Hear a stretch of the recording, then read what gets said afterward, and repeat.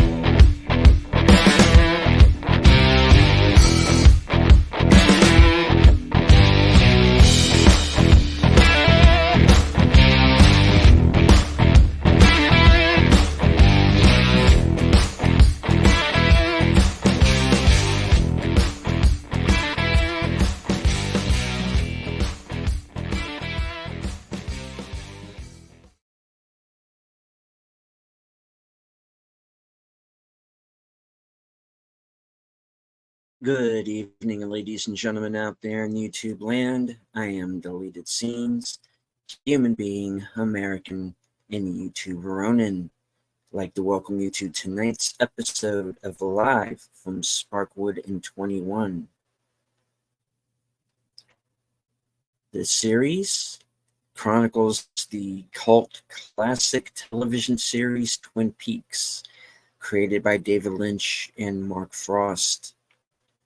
Joining me on this journey are super fans, Last Call Troy Pacelli, Netters Network. Good evening.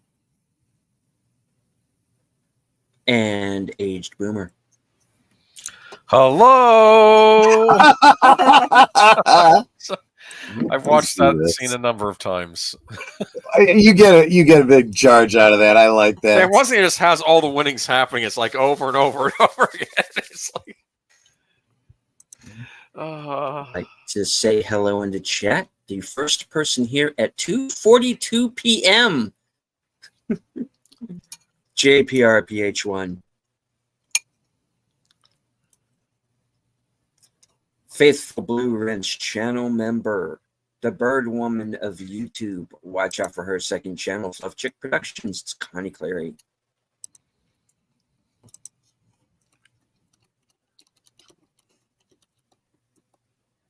And of course, Netters Network with her hi, sweeties. Of course. Age Boomers with his hellos. Yeah. Right. Daniel Barry, Sports Highlights.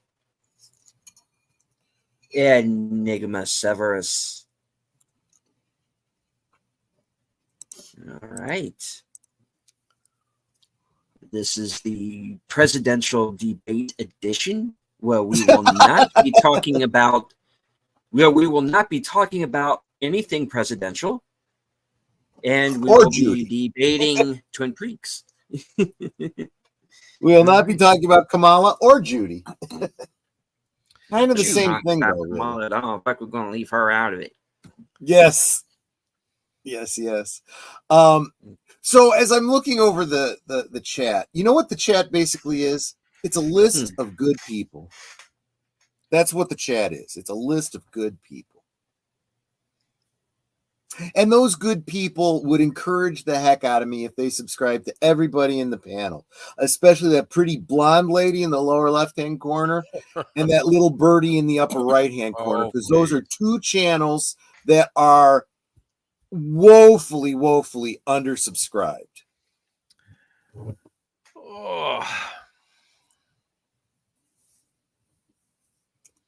Little birdie, why do you fly upside down? Listen, I have to tell you, I got a little bit of a sad, flappy story. I don't know if I should. They're all sad, flappy stories now. No, like a couple of days before he died, he he was nursing some Jim Beam at a bar, and he was going, I could have had class. I could have been a contender. I could have been somebody instead of a bum, which is what I am. Let's face it. Actually, the way I heard it is, I could have been a canary. You gotta make your little jabs, don't you? You can't just let the man let the bird have his moment.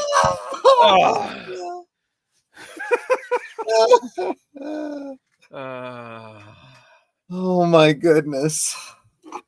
It's very sad, man. I'm telling you, man. That you can make a movie out of that, but the audience would be wanting to jump off a bridge after seeing it. They're feeling so depressed. It's like you could never really tell Flappy's story from beginning to end. It's too depressing. I mean, look, I just this afternoon, I was, because I do what all of you guys do. I like to watch certain YouTube channels, and one of the ones that I like to watch is the Dadvocate, a mom and wife who kind of speaks out on, men's issues and points out, That's how bad. That's hateful. Yeah, right. No, yeah. And points out, how rotten, a lot of modern women are, especially the ones on the interwebs, embarrassing their husbands and stuff like that. And she had this story about a guy who got accused of something by his wife that he didn't do, and it just destroyed his life, and which ended at Disneyland. And I was like, oh my God. I'm like, oh my gosh. And I'm like, now I'm depressed. I need to get to other streams to get my mojo back up again. I'm having images in my head now of his last day. Anyway, how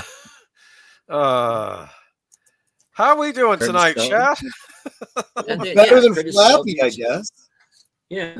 It says, how are you going to be on a panel watching the debate, but I want to leave likes and comments and maybe leave on in the background. Well, please do. I appreciate that. And I'm hesitant putting this up because this is the first I'm hearing of it. Enigma's saying, news just seen by me Snipes is going to get his Blade movie. That would be some damn good news if that's true. Yeah. Are we gonna? I guess we.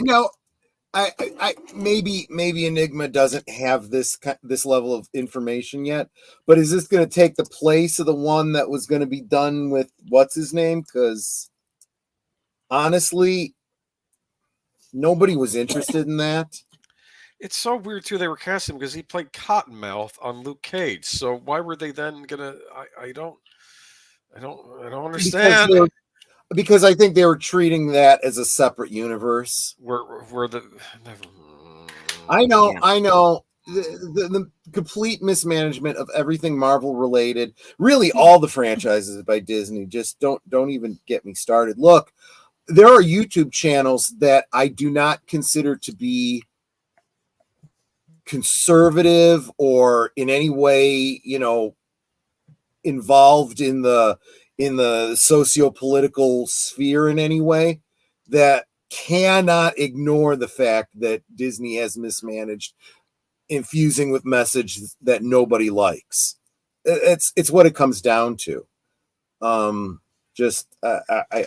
can't. And this is why I have said, and I've mentioned this in talking about Twin Peaks so many times, I've been on pins and needles because I do believe that, and maybe wrongly so, that I just presume that other fans in the Twin Peaks fandom are super, super ultra lefty, would hate me if they knew who I voted for and what I thought and all this kind of stuff, only to find out, we've got some among us that, no, they even a nice new member that's joined up with us recently who lives on the left coast, and I'm like, oh gosh, she's got to be, nope, she's pretty conservative, and she's talked behind the scenes about the struggles she's had with some of the otherwise people. But it's like, look, why does it have to be this way?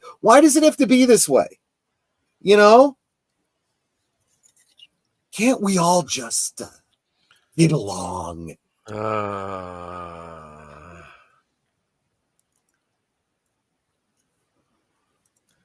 Just saying. I'm excited.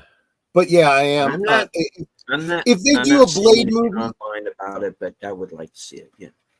yeah, well, you know what? This is the first time hearing about it. Give it time. Maybe it just hit the bands, and maybe we'll see more about it in the next couple days. But let me tell you, here would be my biggest wish for a Blade movie with Wesley Snipes. And it really has nothing to do with the fact that it's Blade or Wesley Snipes. But the idea of someone who played a vampire still playing a vampire, right? This is your opportunity to make use of CG the right way, the de-aging stuff, right?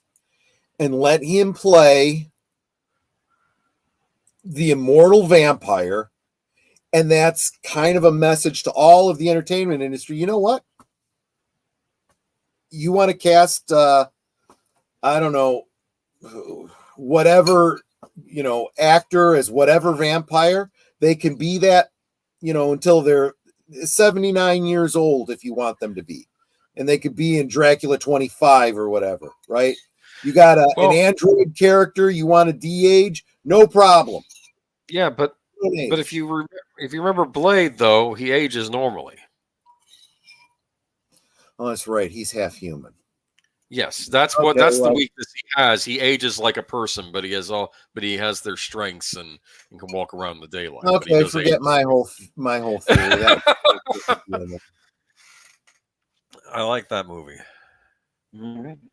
That was when movies used to kick ass. Yep.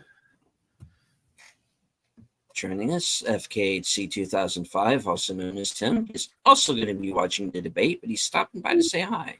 Hello. Darth Praxis has joined us.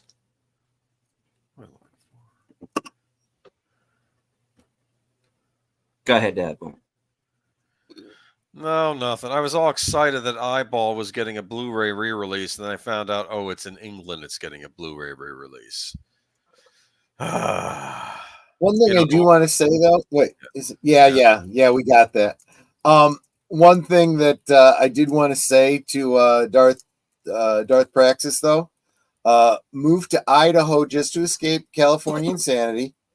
The other upside you may not have thought about, Darth Praxis. You can tell people, "Hey ho, I'm from Idaho." Sorry. Oh wow. I'm in a mood today. I really am. Yes, he is. Apparently the movie is approved, but the news is from Screen Rant. Okay. And is saying they're wanting to work the new Blade film in Secret Wars as well. That's... you know what? That actually puts a lot of credence in this rumor, because I think they are looking to the best of their ability ape anything that they saw in Deadpool and try to capitalize on it. These idiots learn all the wrong lessons. They don't know why things work. They just say, "Oh, that worked. Let's do that, more of that." No, and that's the wrong lesson that they got from Top Gun Maverick, and now we're about to get a 40 years later Goonies sequel. Why? Yeah, that's exactly. You gotta have the analytical intelligence to look and say, why did this work? Not just that it did, just why did this work? I mean, it reminds me of that line from Star Trek 3, where Spock figures out that the probe is communicating in whale song, and he's trying to communicate with whales. And you're like, well, the whales are extinct. They can't answer. He goes, well, can't we just play back recordings? Well, then we just be talking in gibberish. We don't know the language, and that's exactly what this entertainment industry is doing. They know the words, they don't know the language.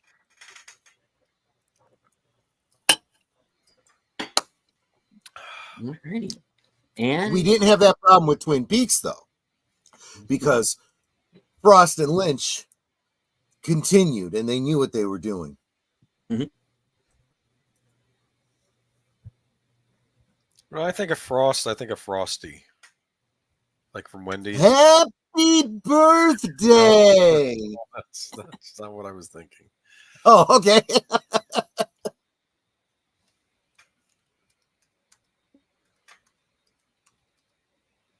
All right. Well, Wanna jump into it? let's see. Where did we leave off? So that the coworker of Dougie Jones is trying to set him up. He goes and he talks to John Belushi and his brother and tells them He's your enemy. He's your enemy. He's trying to keep you from getting your money. And really, let's face it, this doesn't take super analytical figuring out to know that he's doing this because he knows that Dougie Jones is a threat to him and wants to use the mob to get rid of his problem, right? Let's see. You know what? I should really just open up my notes because I always forget character names. I'm bad with character names. Especially for the new ones. Give me just a second here. There we go. So we got who's it? It's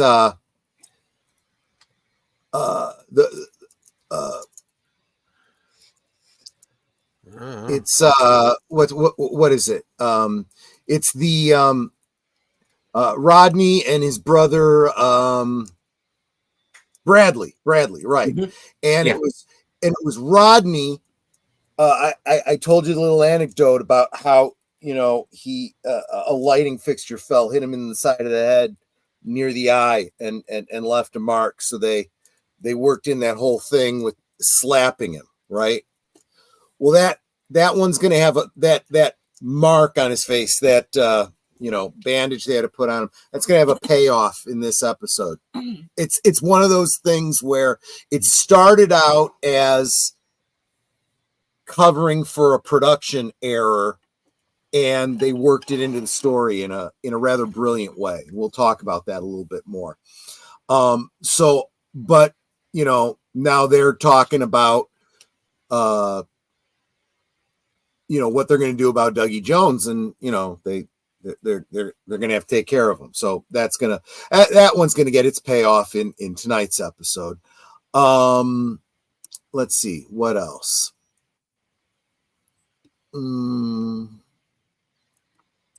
It's been a whole week. I've slept. Well, we have the whole Richard situation. That's right. Richard beat up Miriam. We don't know if she's going to make it or not, but he turned on the gas and lit a candle. So she's going to go kablooey. Yeah, Richard's not a good guy. And I get it. He comes from a pretty messed up family. And technically, we still don't know who his father is. So yeah, I got some worries there. And hello to Mel NYC Reviews. New face says, hey, hello. So happy I found you all talking about one of my favorite shows. Well, happy that you could join us. We are going to be watching part 11 of Twin Peaks: The Return, which will be a first watch for me. So please, no spoilers. Welcome to the show. The Cosme link where you can watch along with us if you don't have your own physical copy will be to go to the top of the chat. The link is there. And join us. Right. And where was I? It was so Richard. We have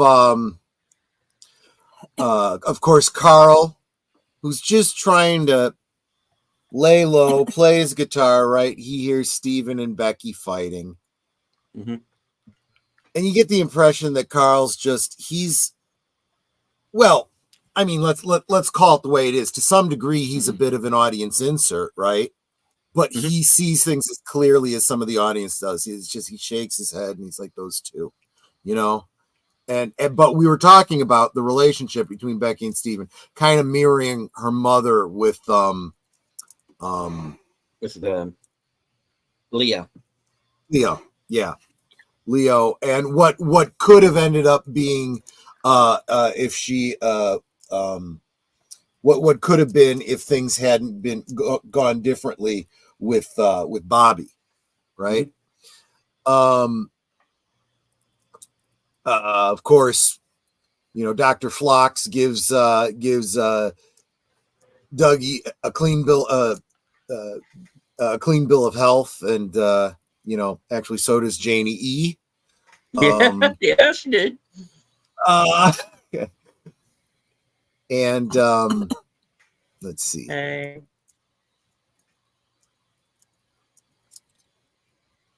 What am I missing? Oh, well, there was another broadcast by Dr. Jacoby that Nadine was listening to. Not a big part of the story, but that's gonna. I gotta think it's got to figure in some way. It does. See, this is the problem. People point to this and say the pacing is off. No, it's not so much that. It's you almost have to. We've talked about Quentin Tarantino films and like the movie Memento, which is told out of order and stuff like that. I'm not saying that that's what's happening here, but there's so many storylines going on and they don't want to tell all of one story and then go back and tell all of another. So they are giving you little elements that seem completely detached. But when you think back on them and put them all together in your mind, you're like, oh, okay, that makes a straight narrative.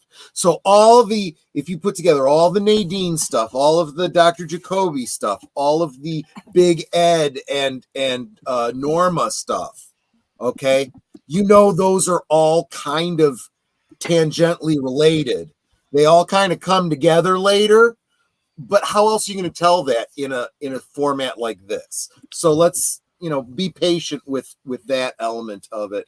And don't give Mark and David too much grief about that.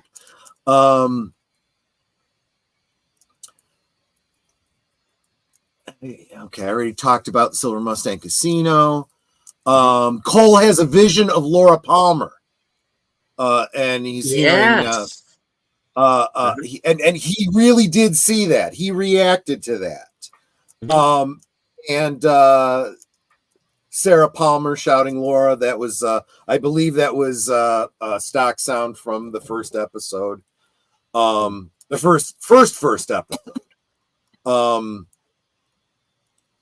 And then Albert shows up to talk about Diane's text that it was sent from Mexico. And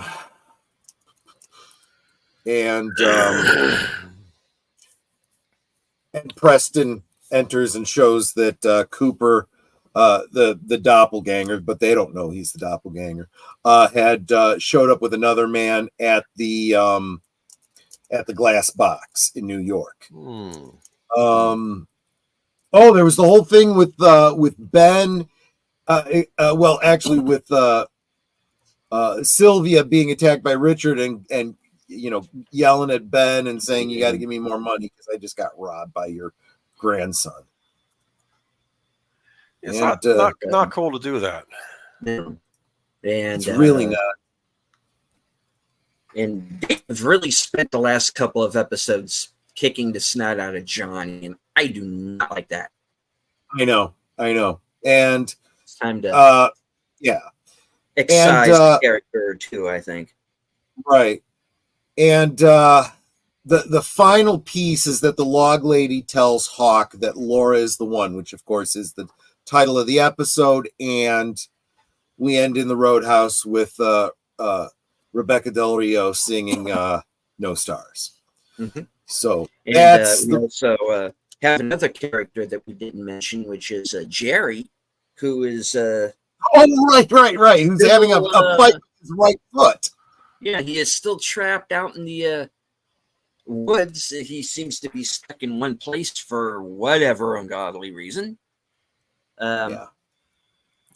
Same thing. I think we get just like with the Dr. Amp stuff and whatnot, I think we have no temporal depth perception on when these are taking place relative to each other. You know, how long has Jerry been out there? For us, it seems like weeks, but it could just be days, right?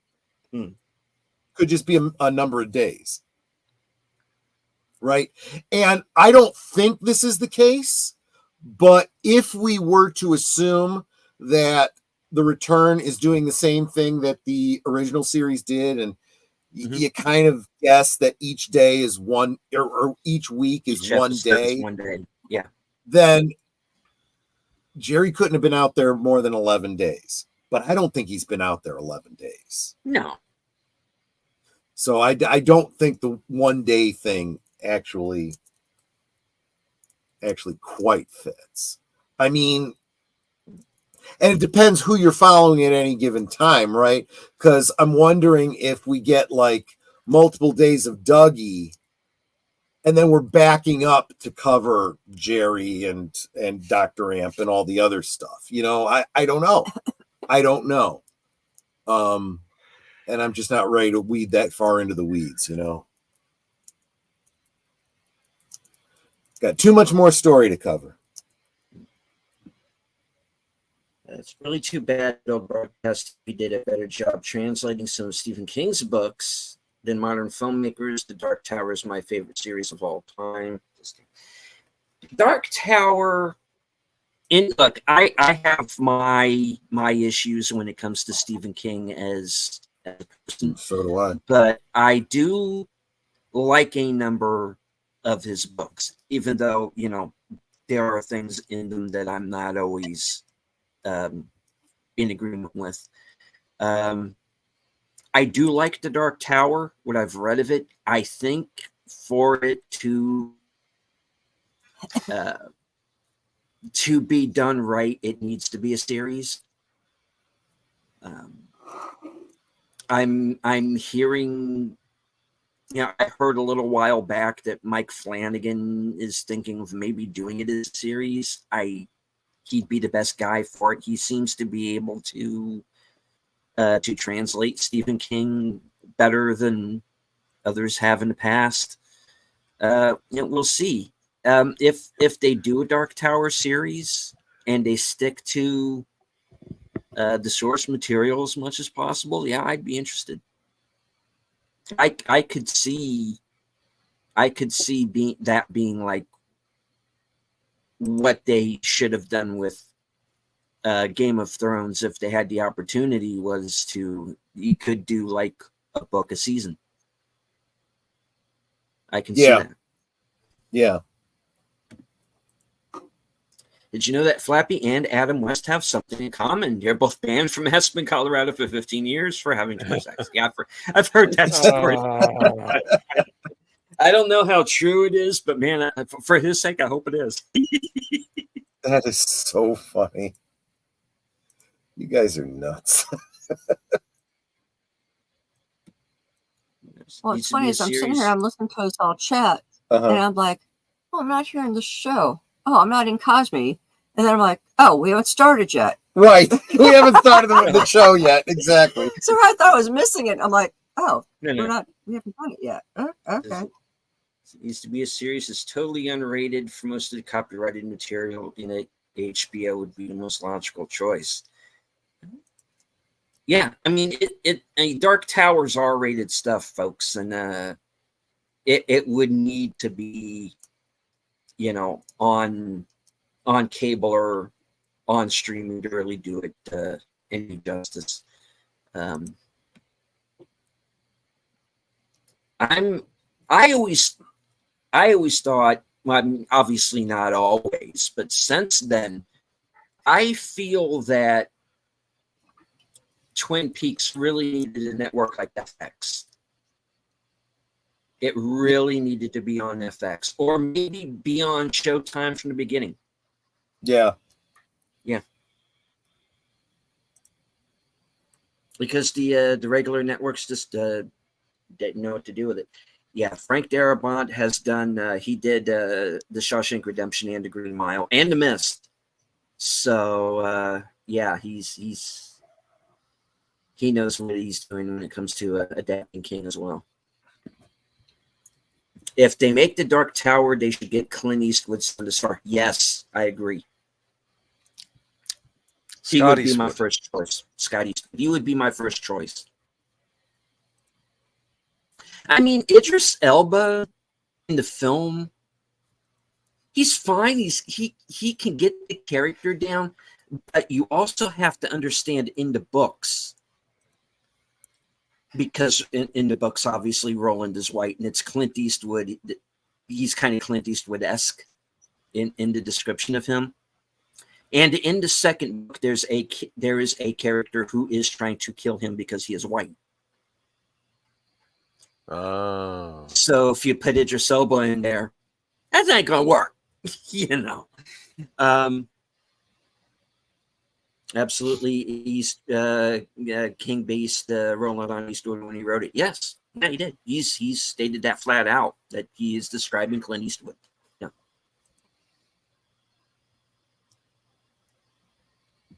The actors in the Dark Tower movie were great, but the writing was awful. Yeah, that was not a great movie. It meant well, but. And one of the problems with it, in my opinion, is that it plays too much like it's a pilot for a series. They should just make it a series. Just be done with it.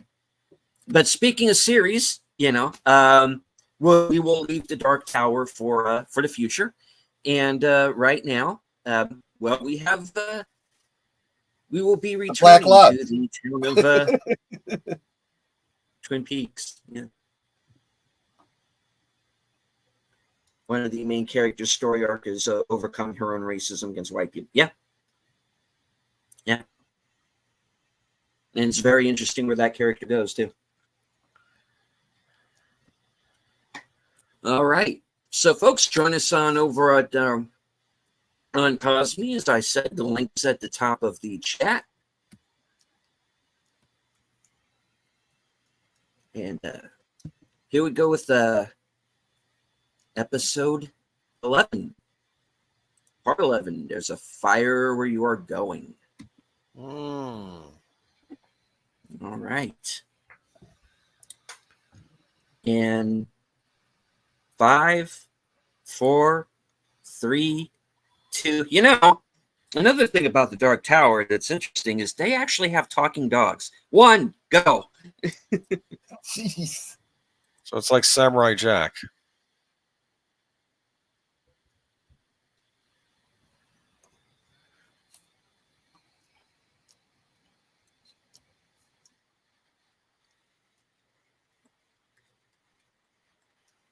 You get the electrical sparkle, which I think indicates, you're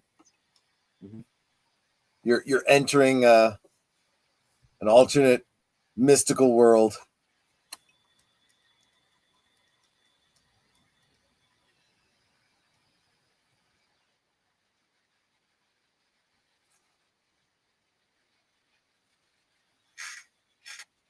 I'll tell you that this music just transports me. It really does.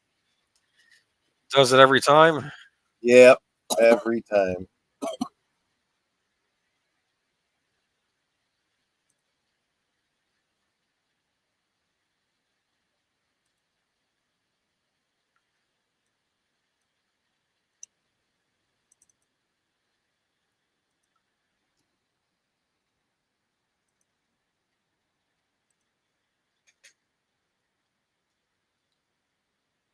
The owls are something. That is true. They absolutely are.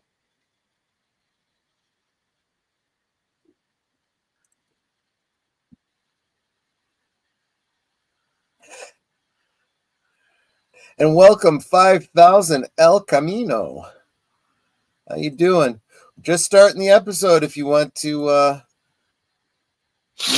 right click on that Cosme link above. Just starting episode 11 of The Return. And of course, I have to say, oh, hi, Mark. Oh, hi, Mark. Yeah. Oh gosh. Yeah, Boomer's got some people on his channel that we don't see very often, and some new ones. Yep. Hmm. Good. Okay, well, welcome. I am so glad you guys found us and came to join us. Yep. Oh, don't go out the street. I know, right? Oh, nothing good can come of it. This Terminator sequel is weird. Yes. Uh-oh.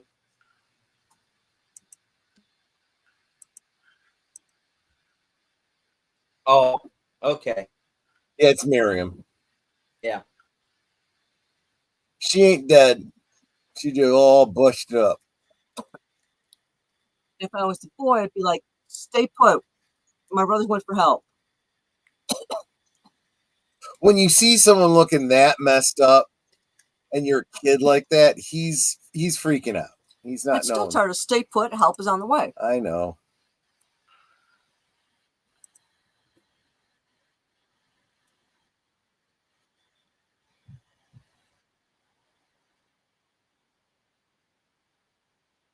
She screams good. Yes, she does. Well, Amanda Seyfried, she is. I mean, she's really a great actress.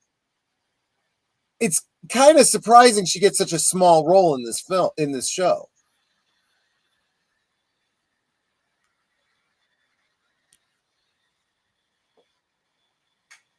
At least Norma's an understanding boss. Darth Praxis, they caught the wrong end of the paint roller.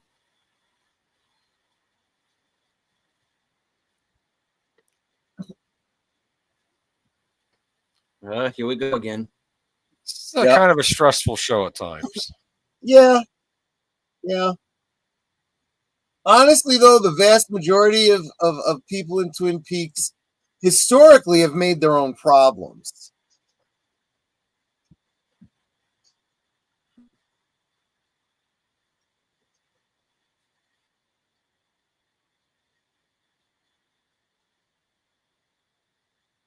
Oh.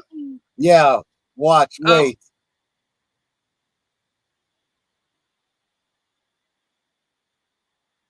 Dude. Shelly, what the fuck? You're not Zoe Bell. What are you doing? Dude, you see her shoes fly off there? Yes.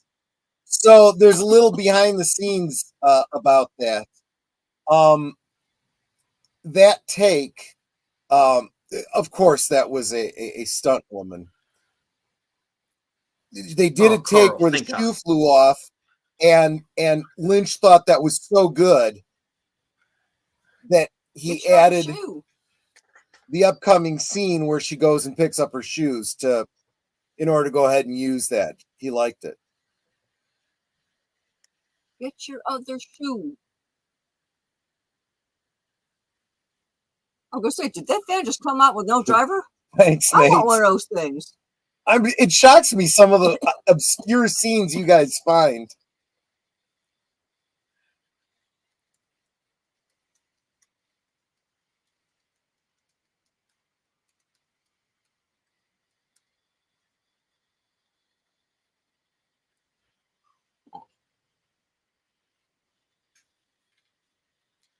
She didn't even break her phone when she fell.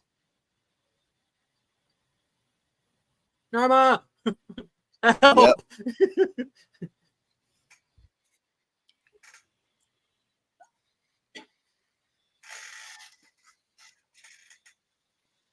I like that. Why don't you just call Bobby?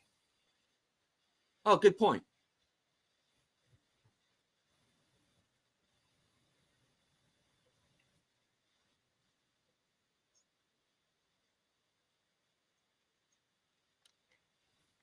The noise. Yep. Carl's just got He's not even giving her a choice.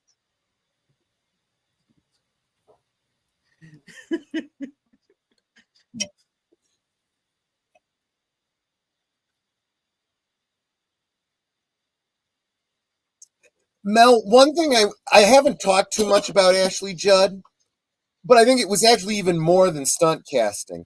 I think that Lynch was going for a whole Me Too commentary by casting her opposite Ben Horn. Oh, just a theory on my part, but I think it holds up. Oh my goodness.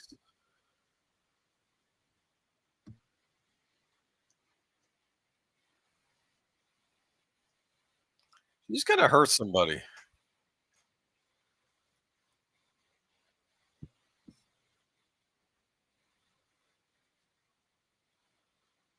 You recognize her? You look familiar.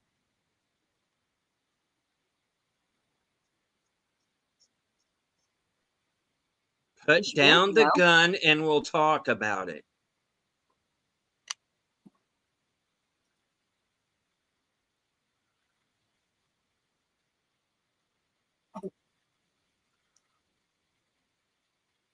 Really?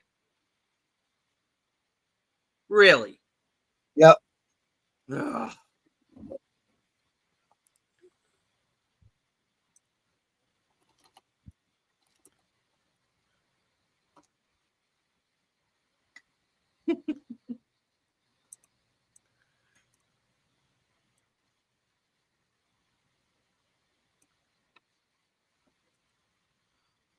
Oh my goodness. Yeah.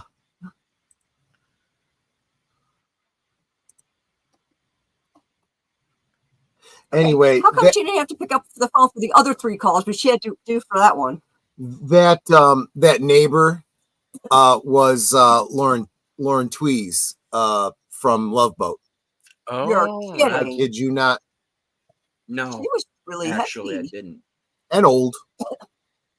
Yeah, time has not been kind to her. Okay, this may be one of the trippiest things in this series. One of them?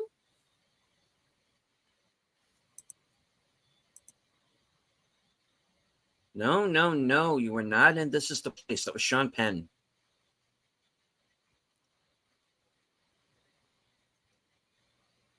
All right.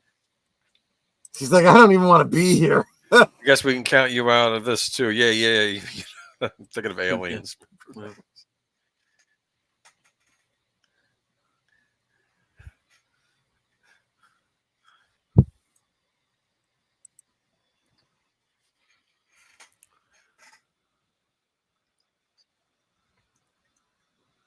Remember, you only get charged if you get caught, Mark.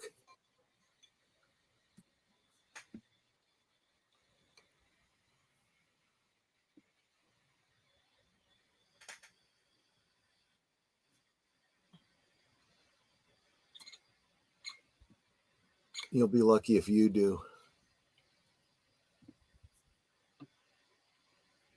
Did you see that? Uh-oh. Strangers!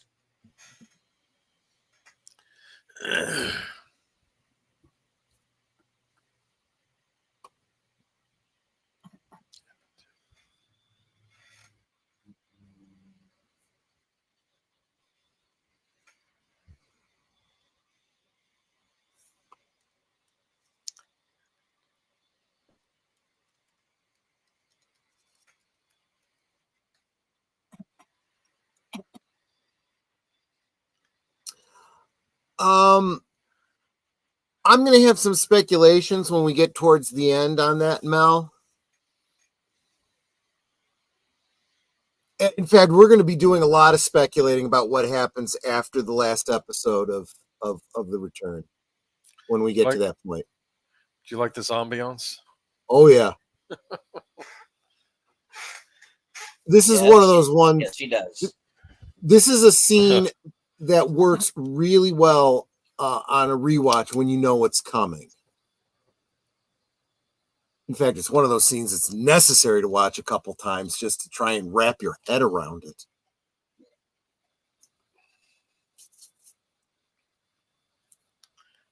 Oh boy! Great use of the camera here. You know, going in and out of focus. That's something you don't see every day. Yeah, you know, it's not very common. Black hole foreman. Black hole sun, won't you come? Won't you come? Whoa.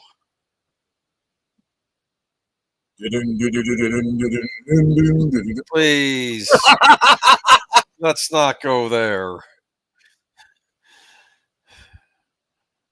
Gonna make me cry thinking about its current state.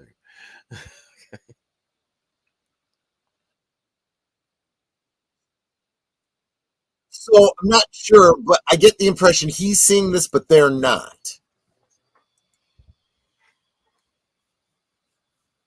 Because they're in the middle of the vortex. Yeah. See, they're not seeing it, but he is. Albert might be. No. He's not Well, he's yeah, maybe. You're right.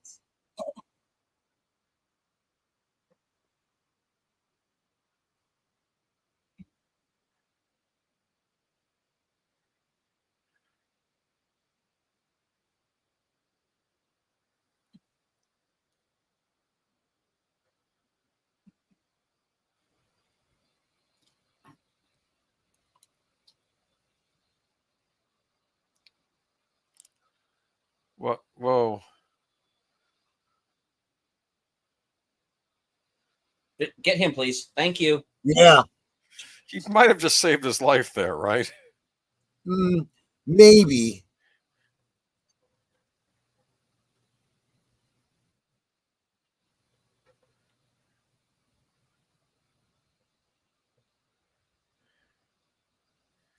He wears his stress on his face.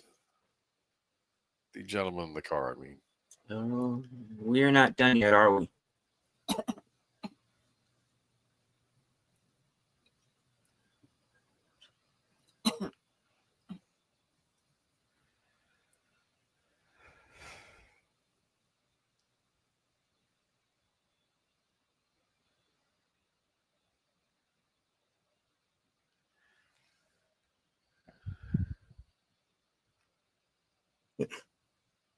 That is funny, Curtis. Keep your eye on the donut, not the hole. Okay. And there's, yep. Yeah, exactly.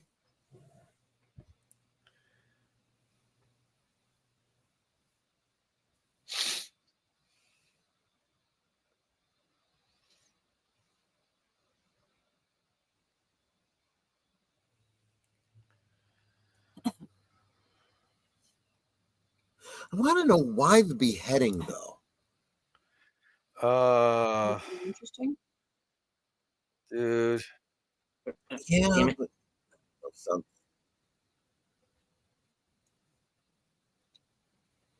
Shit. We got Woodsman. Yeah.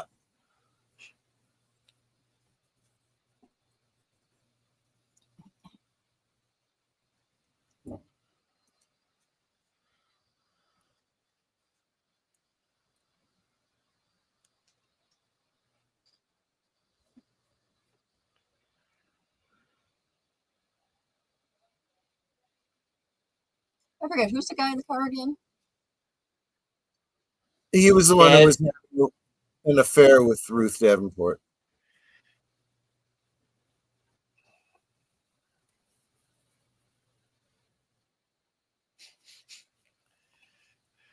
Oh, goodbye, Shaggy. Yep.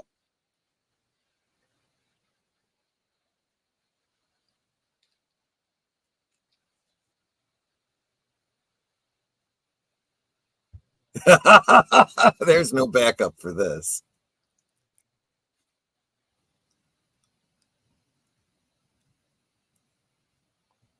He blew up, sir.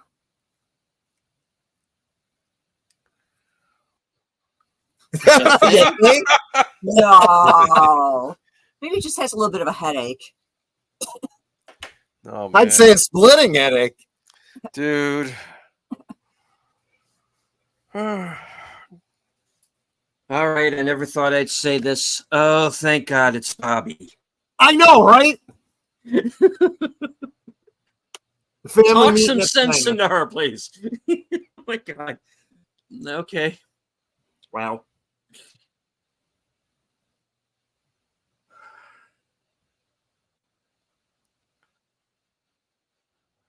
He's a scum. Divorce him.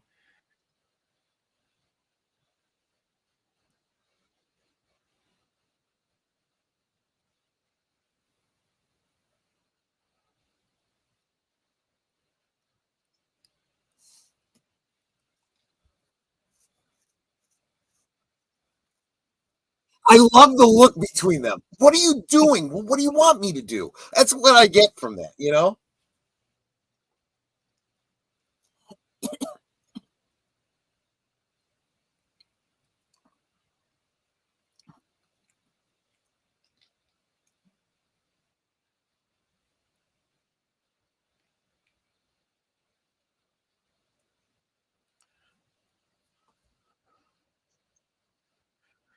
Yep. Yeah, he killed. He's having an affair. You know.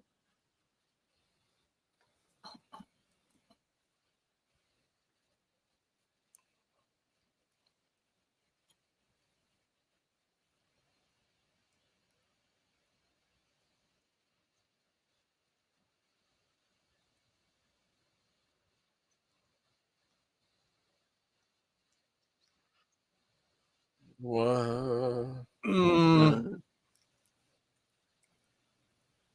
mm.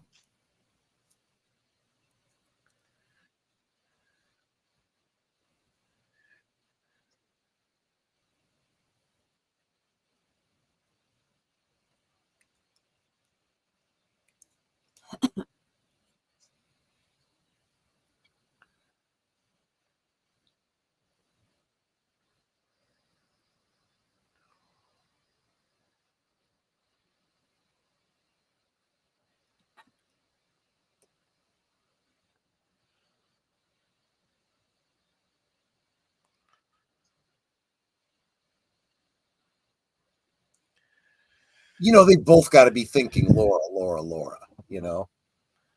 Laura. Yeah, yeah. Yeah. Now you think of that. This really. This is. You know what, though? This is what it takes.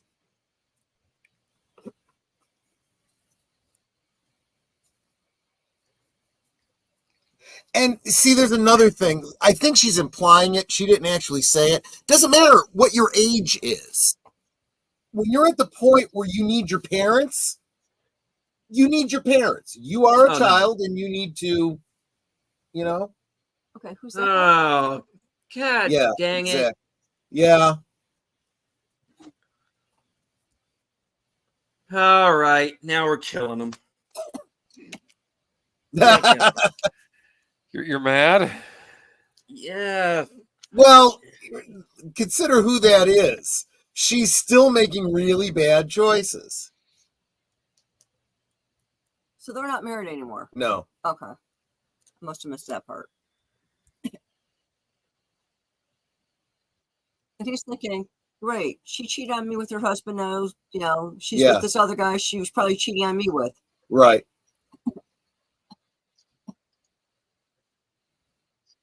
See, that's just it, though. These, even the good characters, for the most part, are flawed characters. Dale is even a flawed character if you really get into it, right? When you get into the whole Caroline thing and all of that.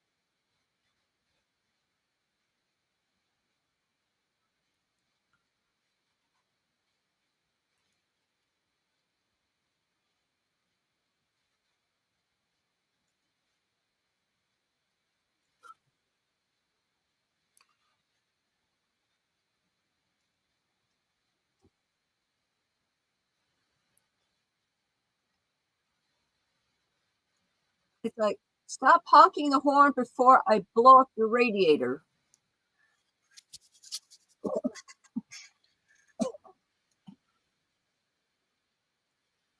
Mm-hmm. It's like, stop being a jerk, dudes. Yeah. What do I do with this? Well, first I'd go and talk to the guy leaning on his horn going, knock it the frack off, or we're going to have a problem.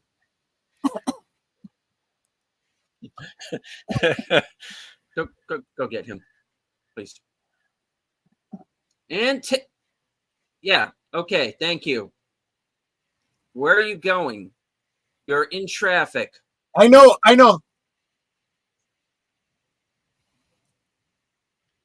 What?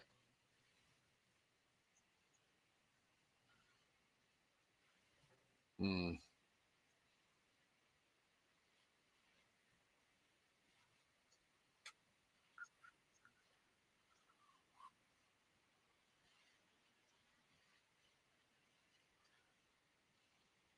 Why don't you have them pull over?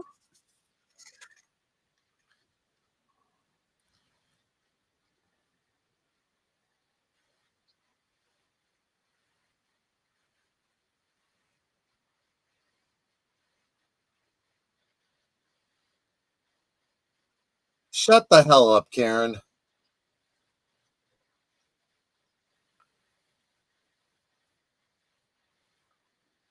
What? All she understands is the world is affecting her, and she doesn't give a shit about anyone else. She's a Karen. Yes.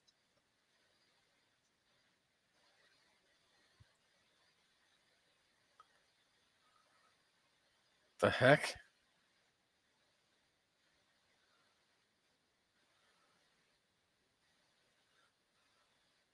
And then you great. realize Now who's dead? There's something more going on.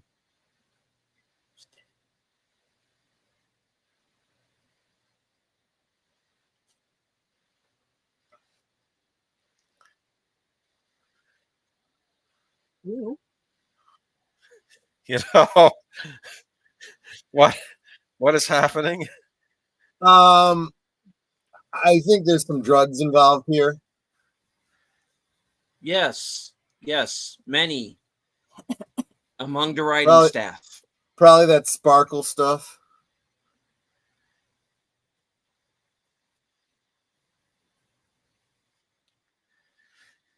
Well, of course it is. All right, yeah, great. Let's just go wander out into the fucking woods while we're at it. Great. All right. Look, he's got a map. Maps are good. Yeah, they had a map in Blair Witch too. Look how that turned out. Yeah, right. No, the problem with Blair Witch is they threw the map away.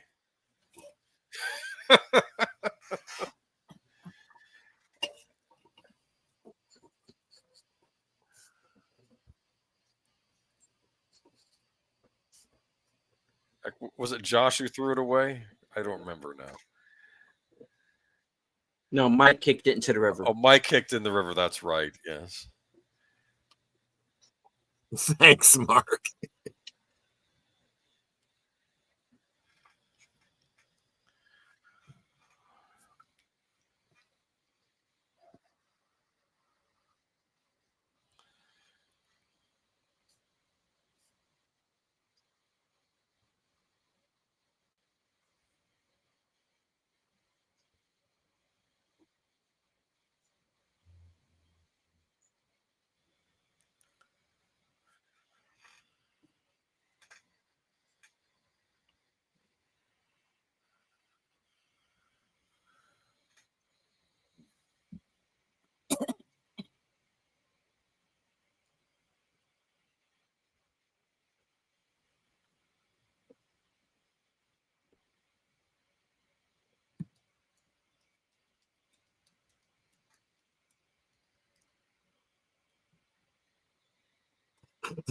Nate. The problem with the Blair Witch, it was a stupid movie.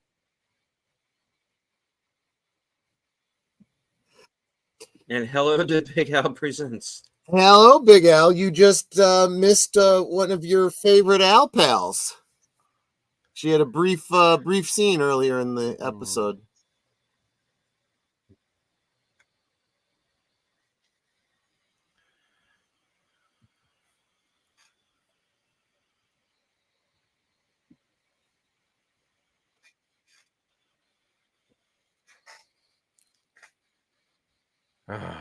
She has a point.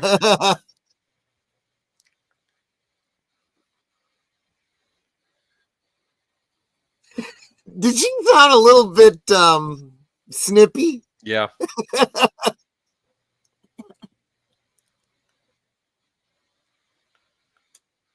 Margaret Lanterman, good evening.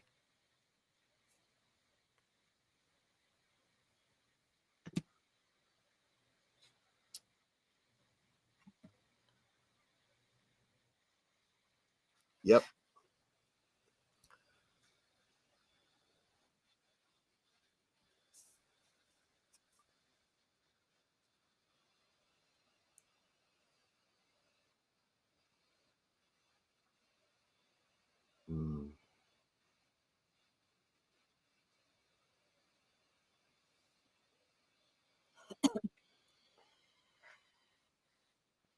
You notice that a lot of these episodes are named for lines that Margaret delivers. Mm-hmm. And the way they filmed her scenes, I really feel like it was the way they filmed the Log Lady intros. You know, they just filmed them all at once and split them up the way they needed to.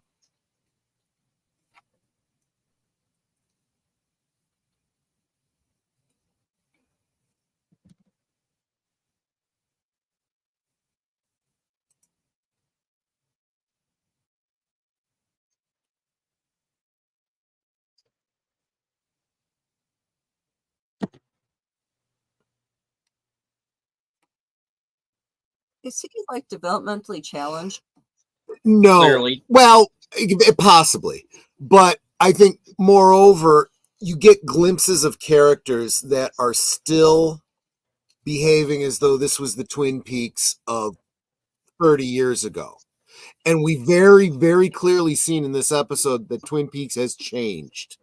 Yeah. In every way. And not for the better. Right.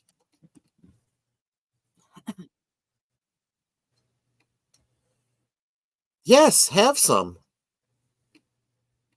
Yes, have some. Lady Miss says, can't stay. Have a fabulous show. Got fires everywhere again, and family are having to evacuate. Be safe. Yes. You didn't even have to stop and let us know that. Just go do what you have to do. Just go. Yeah. Keep us posted when you're safe. Yeah, take care of yourself.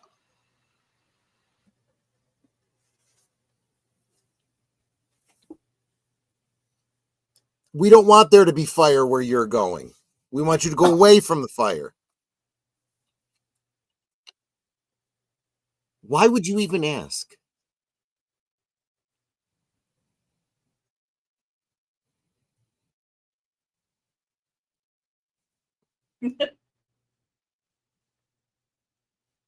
Wow.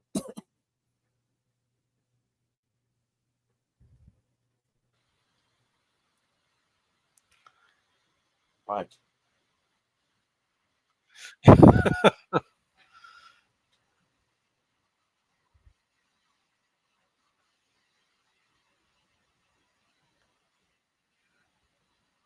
She walks so elegantly. Yes. It's very, very intentional. Are those donuts? Those are donuts. Those are donuts. And those are buns. Uh-huh. You're still within throwing distance.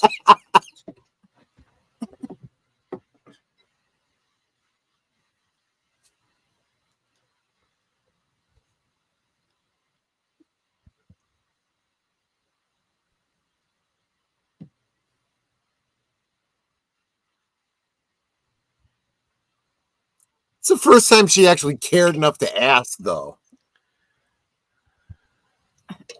Yeah, but if he still insisted, no, you can't smoke, what would she have done? I don't know.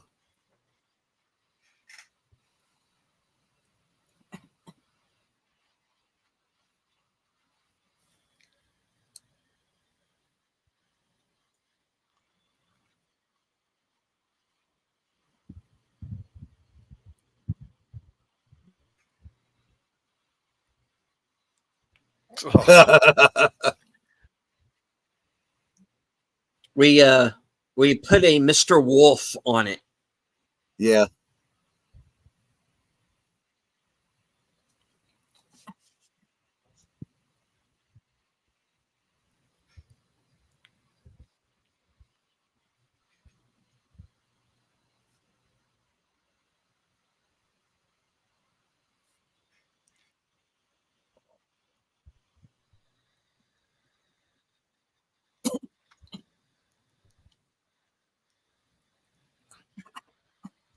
Hmm.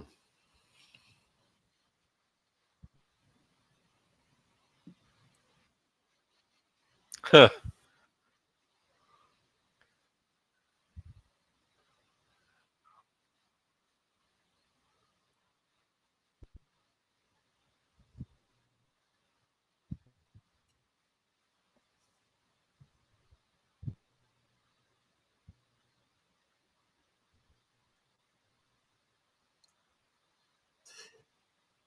And what I feel is being conveyed there is the same kind of feeling you get when you're trying to recount a dream.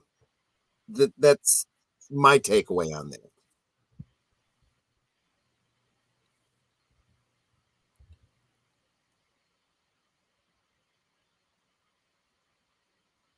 He has to lead him out with coffee. Yeah. It's like, follow the coffee. Come on, Dougie. And I love it. There's way more going on with this character, right? He's an ex-boxer. He really hasn't given up, the constant calisthenics, Yeah. My coffee.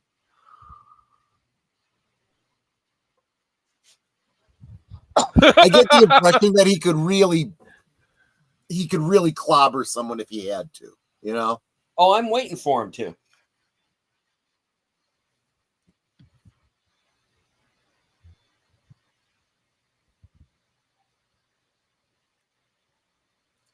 Yes, thank you, not Joshua Molina. You can leave now.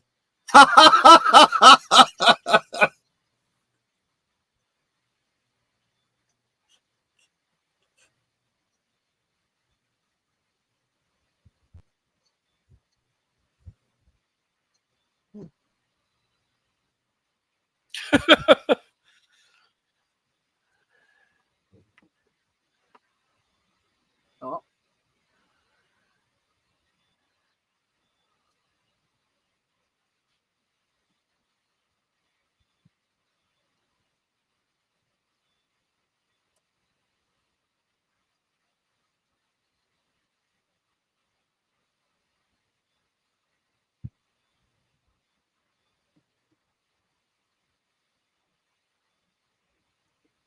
Yeah, it's like he's smart. Think about it. If you have an insurance company and there's a potential huge claim and you are able to not have to pay it out, it's a huge savings for the company. If that money can be diverted somehow.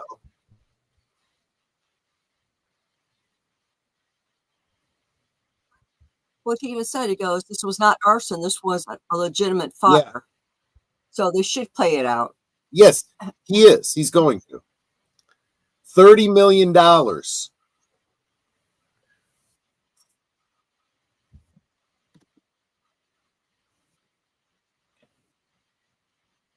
Yes. Yeah.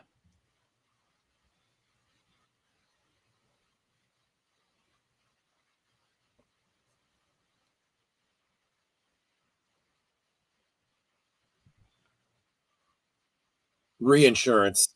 I used to work for a company in the reinsurance department. Huh.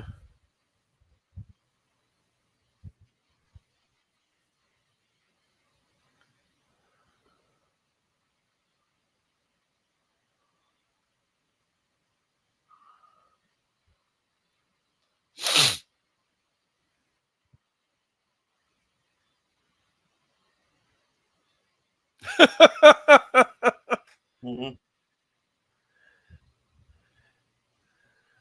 Oh. keep in mind, they don't know they're getting a $3 million check. 30 million. 30 Or million. excuse me, $30 million check. Oh, this is the cereal scene. Yes. Sorry, I didn't mean to spoil it for just watch. All right, yeah. Oh no, not cereal. Notice he's still got the mark on his eye.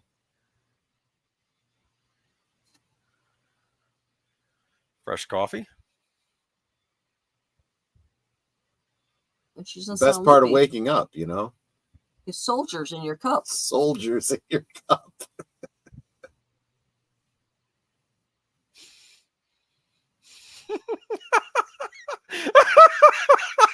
Sorry. And there's a truth to this scene about cereal, right? Yeah. You're kind of mulling it about. What's the expression, mealy mouth? Yeah. That comes from. It's like Raisin Bran. Yep. Is this a sponsored stream? Well, it's Kellogg's. I mean, they're not even Raisin changing Bran the Crunch. They don't even change the I prefer post Raisin Bran, but that's just me. I do feel like there's more raisins with less like of a sugar coating. Yeah, in post, yeah. But you know what I used to do? What? I used to have a bowl of Wheaties and I just pour my own raisins into it. I got you.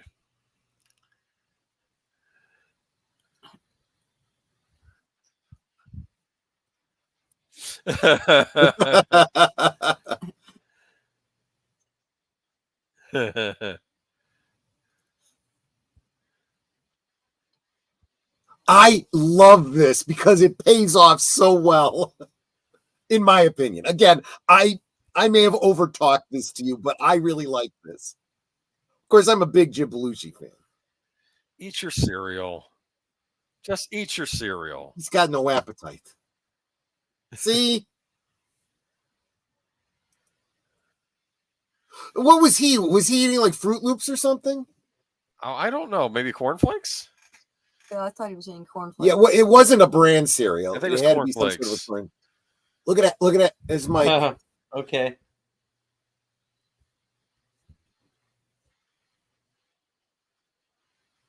Okay, hold on. Lodge business.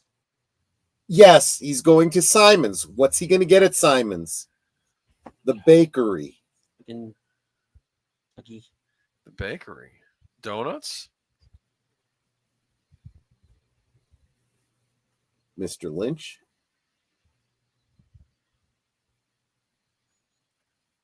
What's he I got? don't really.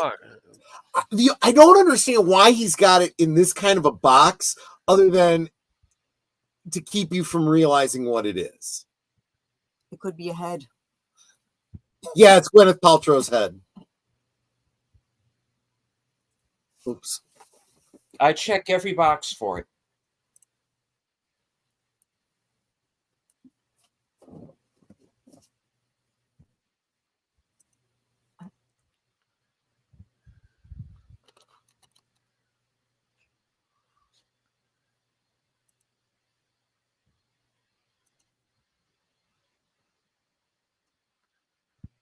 Boy.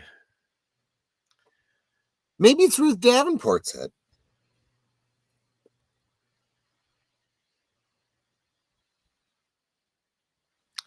Do you think we could have a second series about the woman who was knocking the horn in the car?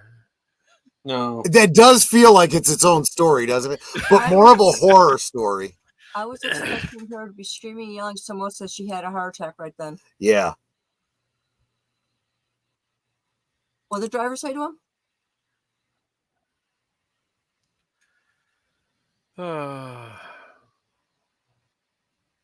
I don't know what he had said.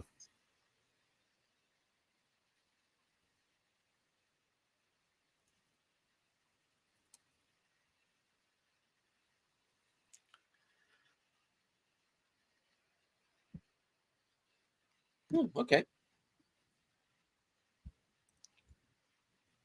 Well, it's actually a pretty cool version. Yeah, it's okay. It's Sean Colvin. I don't remember that is.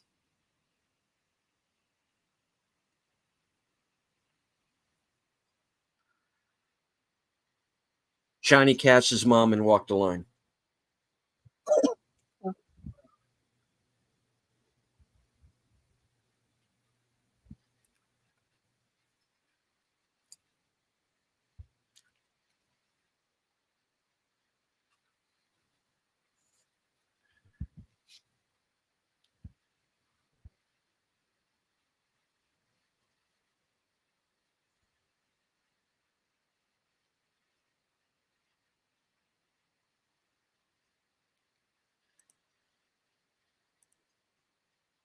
That looks like the middle of nowhere. Yep. It is. That's where the bodies are buried.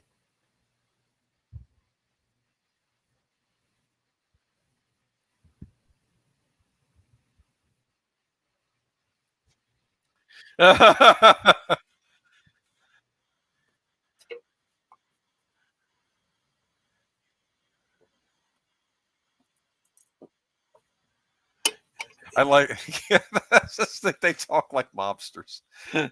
Yeah. He took care of Ike the Spike for us. He didn't do that for us.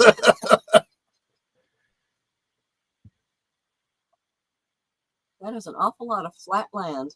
Yep.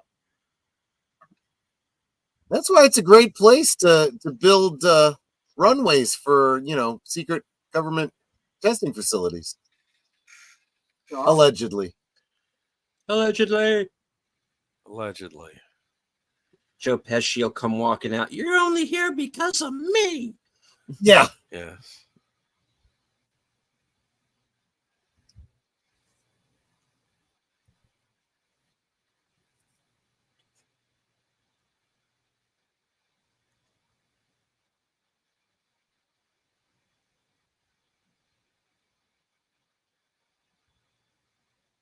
See what I mean? It obviously had to be. It wasn't in the script until that happened, and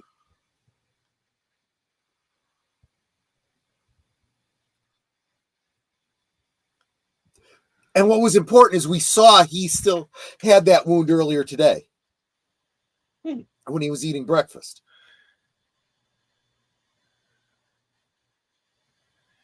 It's well, damn it! Remember, you have a dream and you can't remember it. Well, that's okay. It's going to take something to jar his memory. See, the head in the box. Yes.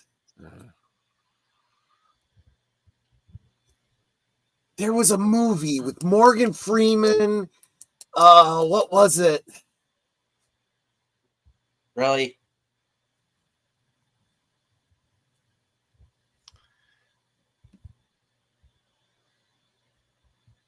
Think it's hot out there? I guess it's getting dusk, right? Maybe not so bad. And hello to And hail to Rob Thunderheart. Welcome, buddy. And or disappear. So yeah, exactly. That's what I meant. They would literally take you out here, make you dig your own hole, and then poof.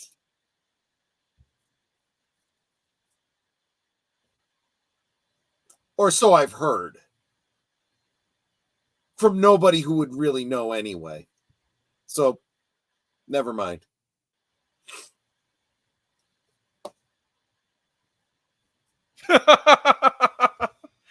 Why has he not figured this part out yet? I know.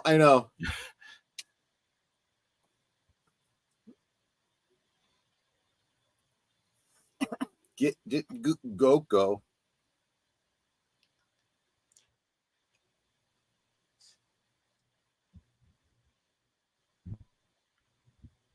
What's in the box? What's in the box? Mm-hmm.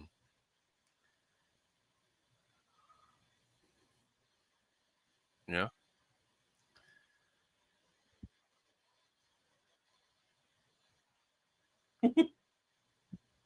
Listen to me. Your face healed in less than an hour. No, it had been like 8 hours. 6 to 8 hours. Listen to me.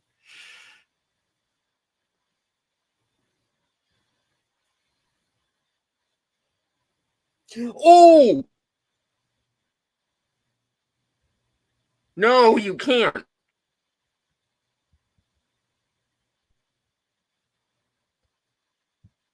Thanks for stopping by, Rod. We always appreciate seeing you. What? What is it?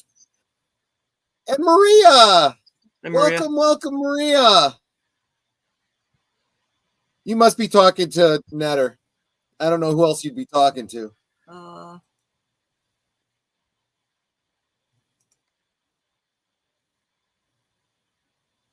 Yes, on mine. Hi, No, Rod. no, I meant she's saying, "Hey, beautiful people." She's got to mean you. Ah, he's got the gun out. Yeah. Let's see.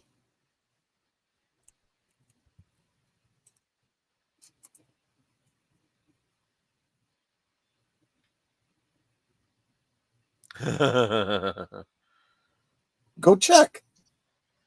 See, that's what I mean. Why would they put a cherry pie in that big of a? I could see a cake in that. Maybe box. they did. They ran out of boxes. That's all they had.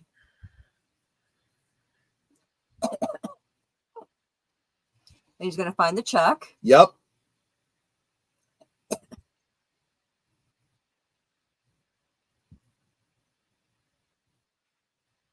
Check the other side, dude. Doesn't even have a wallet.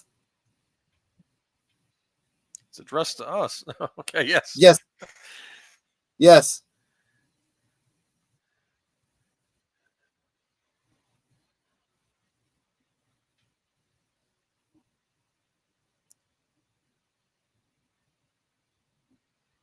I love that reaction. They're going to stop by the bank, aren't they? I would.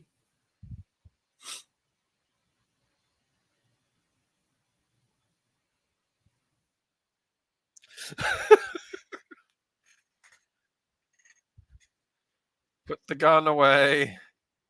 But that also means now they're going to be after the other guy who Yes. lied to him.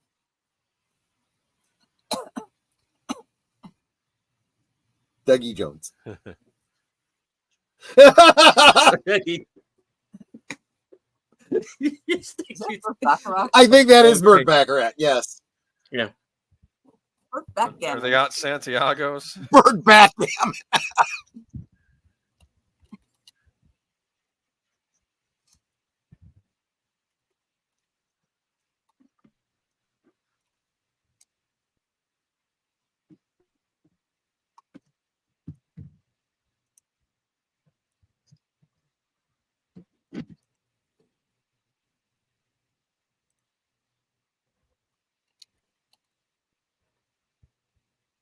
I'm sorry. I'm sorry. It's Smokey Miles.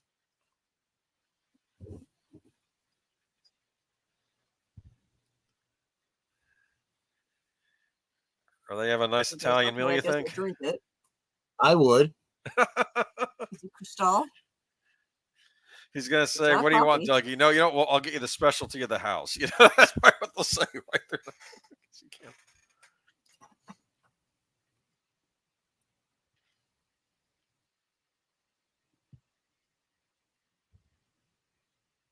Lowerstein? No. Oh.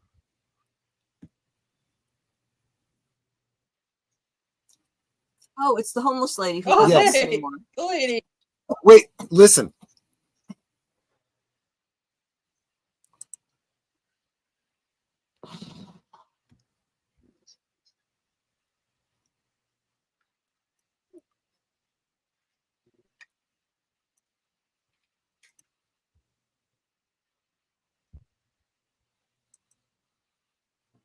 Mm-hmm.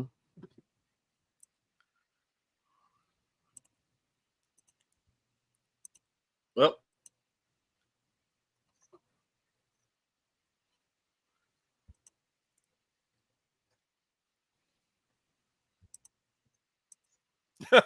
Yeah. Aww. Yeah.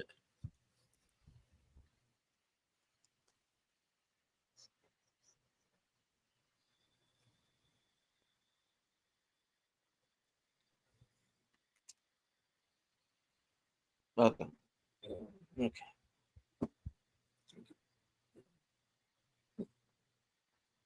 That is kind of sweet, you know.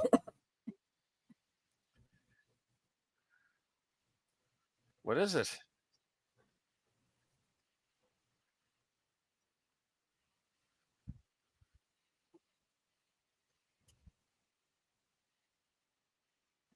Andy. What is she looking at? Hello, hello. Can you join us, please? Thank you. I've been places. Now I just want to stay around. They're gonna have pie, aren't they?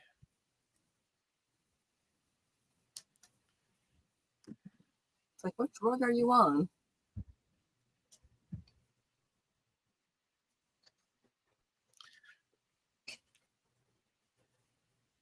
Okay. Listen. Yeah, look at you.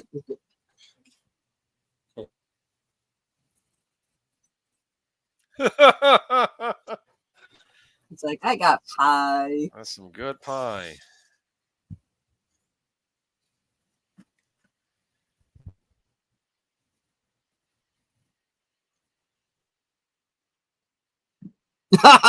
See?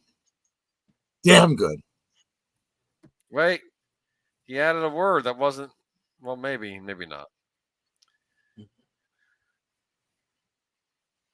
Oh, you have toast too? Dougie, what is wrong with you, man?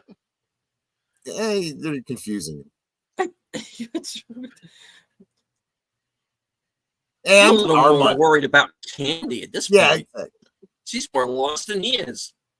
Yeah. That's a great parallel. I wonder if there's some intention there, right? Mark points out eye candy. Yeah, well. I don't pump. Candy.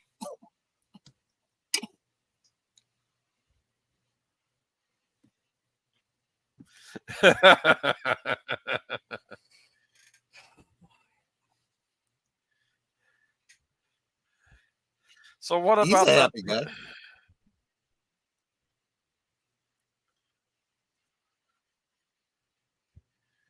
Maybe get him a glass of milk too. I'm just saying. Yeah, that wouldn't go very well with the champagne. Some coffee? No, but it'd go well with the pie. Yeah, well, I suppose. Nate knows with the gifs. Uh-huh. Yeah. Yeah. Gifts. Damn it! No. What better way to end, right? Yeah. Unless I'm mistaken, this piece that got his attention earlier is I believe this is a piece written by Angelo Badalamenti called Heartbreaking.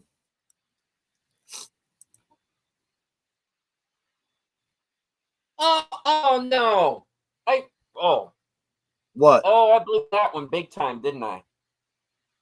I forgot she's Donna's sister. That who's Donna's sister?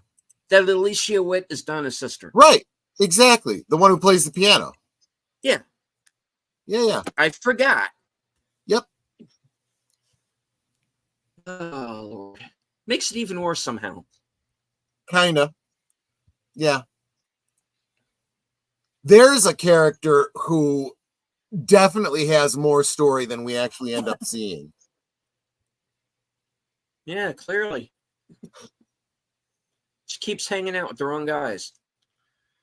Mark made a great callback to Margaret saying this cherry pie is a miracle. Literally, this cherry pie was a miracle. It saved his life, right?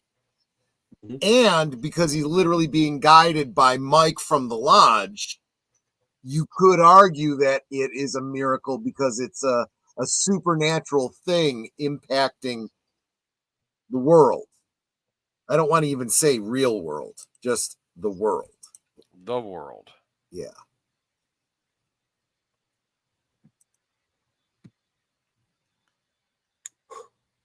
Okay. Yeah. Wow. Okay. They crammed a lot into that hour. That's what I said. Some episodes are like WTF, and then sometimes it's like, wow, you made up for the last 3 episodes, right? Well, it makes one thing too. If Dougie Jones is their friend, then who is their enemy? The guy who lied to him. Yeah. They're gonna go up and say, exactly. "What is this that you were trying to pull here with this? Gonna whack Dougie?" Yeah. In fact, was he the one that screwed up their claim? Was trying to screw up their claim and blame it on Dougie. Yes, he's got a scheme going. He was trying to reroute that $30 million because he was rerouting money from other ones as well. Yep. It's kind of like his own version of that Gus Gorman scheme from Superman 3. Question: if Dougie had no money, how did he buy the pie? Or no wallet? Maybe his boss bought it for him. Yeah, maybe. Oh, you're right. I didn't think about that. Oh, that's a good and it idea. Actually makes perfect sense because originally it's like, Dougie, it's 5:30. You got to, and then when he sees him going to pick up a pie, oh, good idea. Don't go empty. Well, he's not empty-handed. He's taking 30, but it's a nice gesture. After all, we put him through. That's what I'd be thinking if I was his boss. And that's kind of how this narrative is going. This is,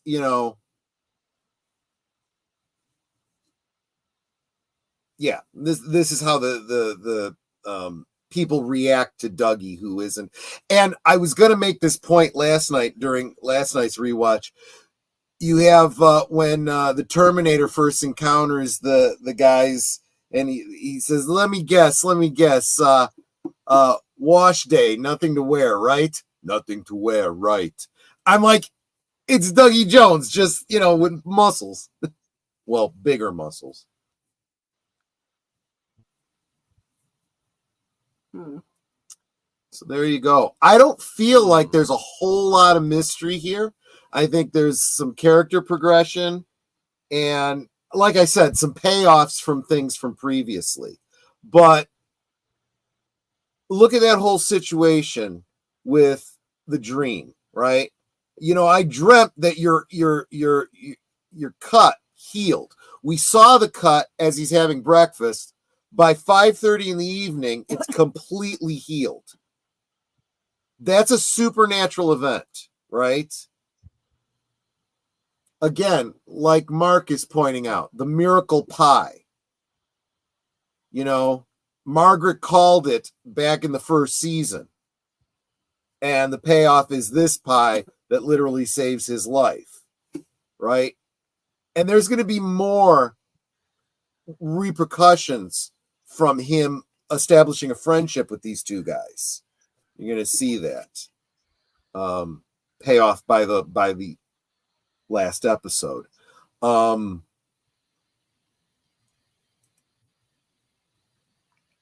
You see, and I've mentioned this before, you see the cycle, the patterns within families, right? You see that Becky is on the road to being just like her mother.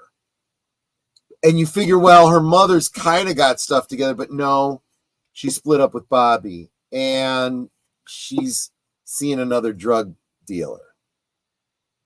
It's like she hasn't broken the pattern. What really hurts the most is you had that wonderful family moment there, right? The mother, the father, the daughter having attitude, but father gets a little, not harsh, but firm, right?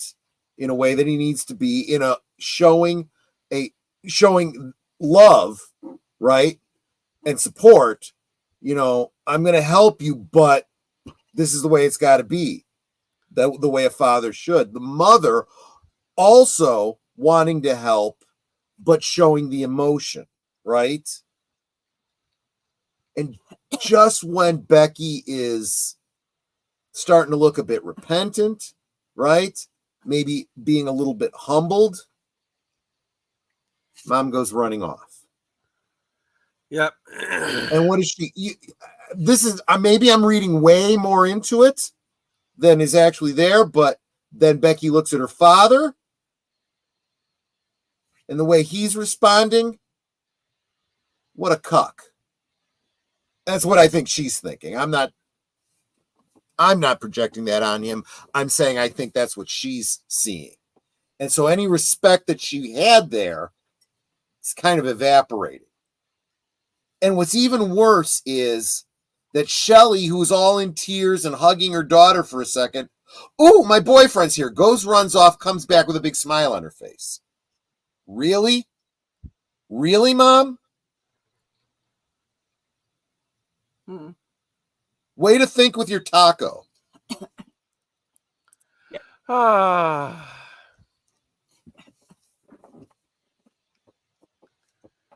Such is the way of Twin Peaks, I guess, right?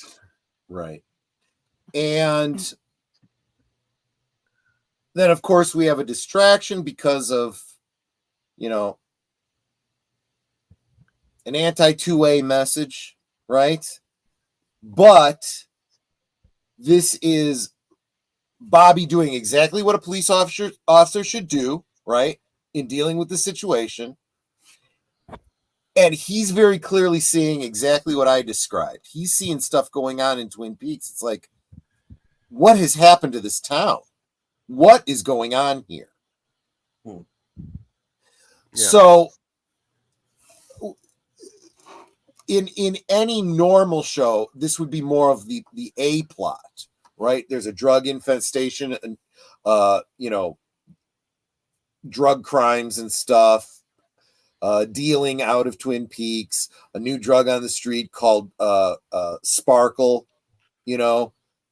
but this is relegated to a B or C plot in the background because it is Twin Peaks, but it's there. You got to still kind of pay attention to it.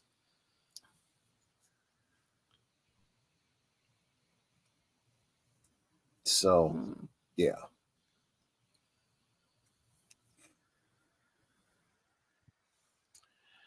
I'm trying to think what else happened in this episode.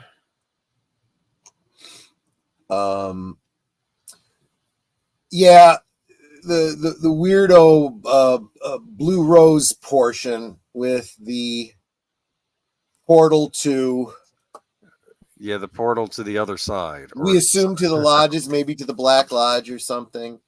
To the White Lodge. No, I don't think so. I really don't think so.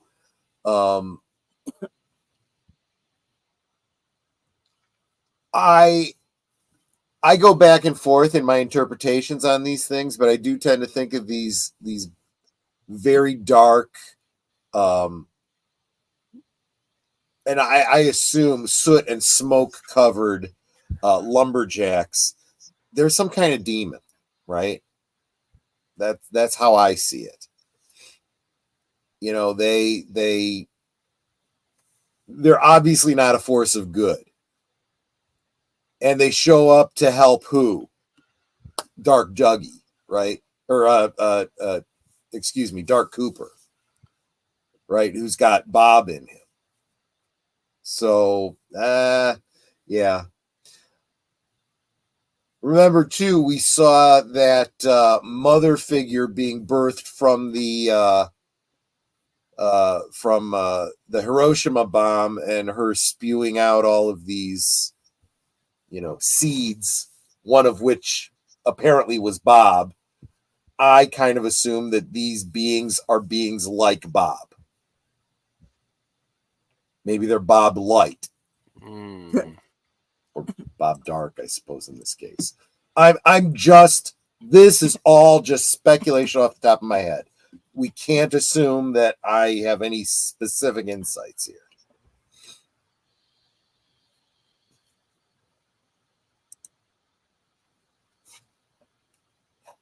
What else did I want to touch on? Found Ruth Davenport's body.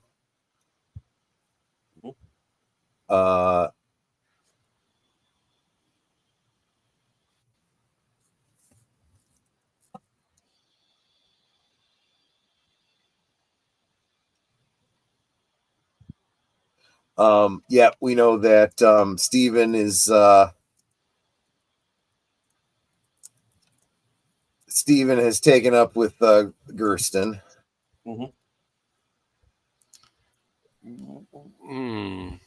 Yeah.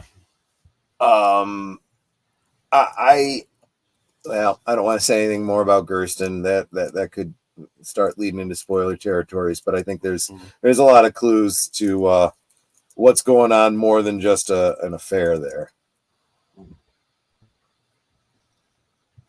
The drive-by shooting at the diner happened opposite. It was Flappy. He's big mad. Right. It was Flappy who left the gun in the car, right? Yeah. Well, yeah, clearly. You know. Again, I do try to draw connections, and sometimes they're meaningless. Sometimes they have something to do with things. Candy was talking about traffic on the strip, which just seemed completely unrelated to anything. But earlier in the episode, we did have the whole traffic situation because of the shooting outside the diner. So, actually, you know what I really thought was going to happen there, and it didn't? And you couldn't probably see it because it was nighttime. But if you go like 3 cars back from where that van was, that's train tracks there. And my initial thought when I first saw this was the person honking is on the tracks and stuck there. So I thought something more was going to come of that, only to find out, no, it's, this crazy lady in the car directly behind them with some drugged out girl, spewing next to her. But yeah, but that is a train track behind them. So cars would have been, if not parked on the tracks, having to pull to the side or whatever so as not to, get hit by a train.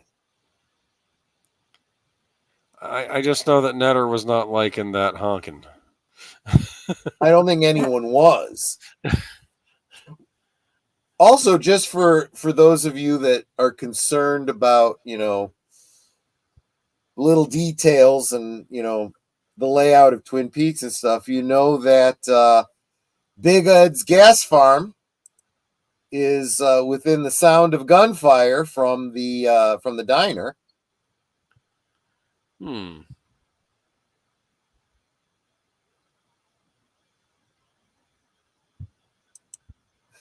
Let me look at my map of Twin Peaks. I want to see how it's laid out.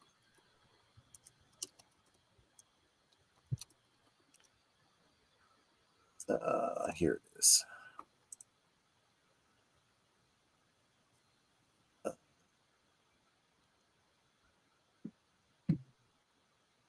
Second here. Open a new tab. We're gonna get closer. So, where is the Double R Diner? Okay, Big Ed's Gas Farm is at 29, and the Double R Diner is at 18.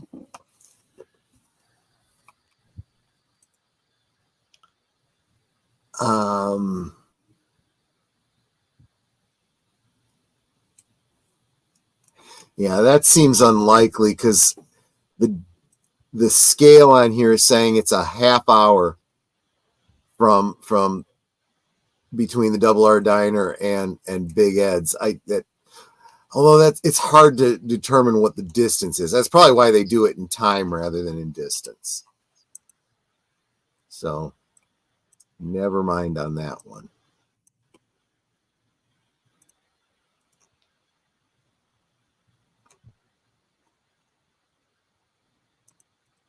Anyway, that's all I got. Any other thoughts and questions? So you said this was the weirdest part. So does it get like non-weird from here? Yeah, the last episode is probably the biggest noodle scrambler, but yeah, this whole thing with the vortex and whatnot is really odd. Portal. Yeah. Yeah. trying Nate to has think. asked us a couple of times in the chat tonight. Have you heard of the show called From? Yes. Haven't seen it though. I think it's in season 3. I've heard some things about it. Yeah.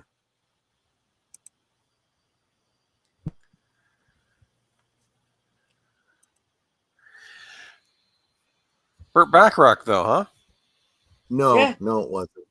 Oh, No, it wasn't actually him. No, Oh, no, it was a bloke by the name of Smokey Miles. oh, You can look him up. He's on IMDb. He's been in a number of things. I don't know if it's anything you would have seen before.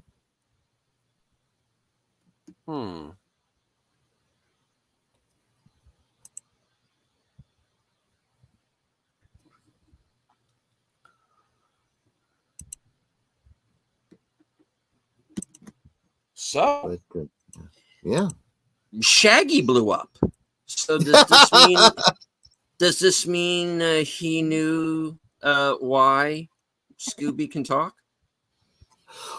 And once he figured it out, it totally blew his mind. Or, they were trying to pull the mask off and it turned out to not be a mask, and that's what happens.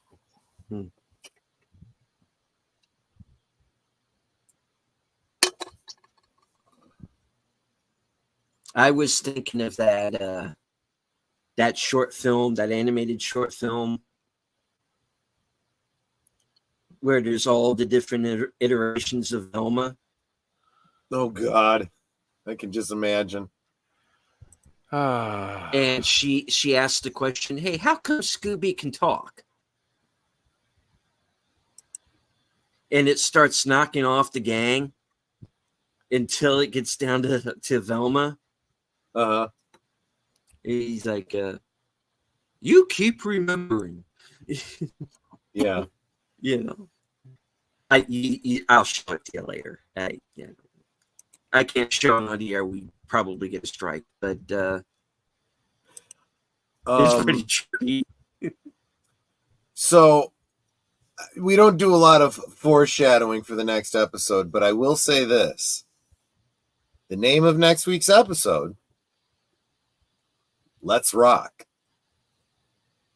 Yes. And I think we're going to be doing some, huh? Yeah, maybe.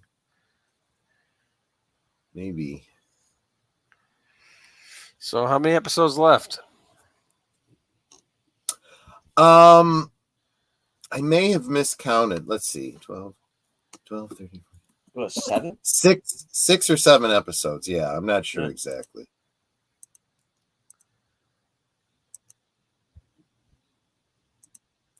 I'm going to say that by about this isn't a show that just, wraps it all up in the last episode. I would say the last 3 episodes kind of start bringing some closure to some of the characters. But yeah, don't expect that there's going to be, complete, closure on all the characters or storyline. You wouldn't expect that. This is Twin Peaks, so.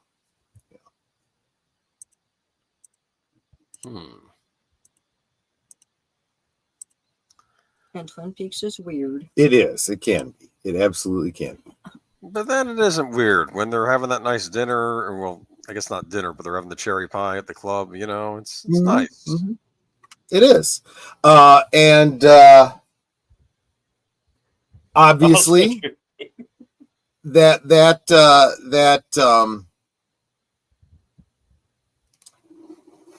situation with those characters, that's going to have even further payoff in character development in the coming episodes.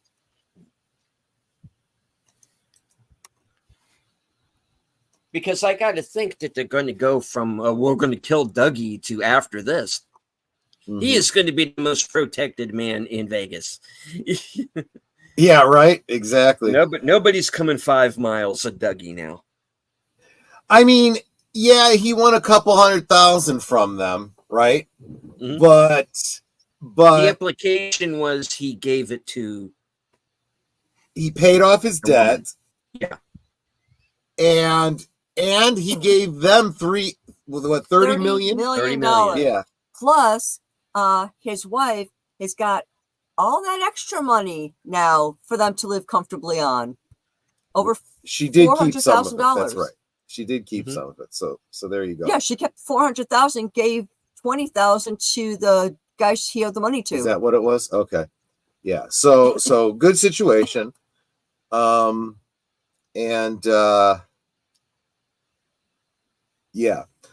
So one other, maybe this is more than a coming attraction. Maybe it's almost it borders on spoiler, but I think this one is deserved. We do finally get the return of a much beloved character next episode. Major Briggs? When he comes back, it might not be as satisfying as you might hope. But no, not Major Briggs. Hmm.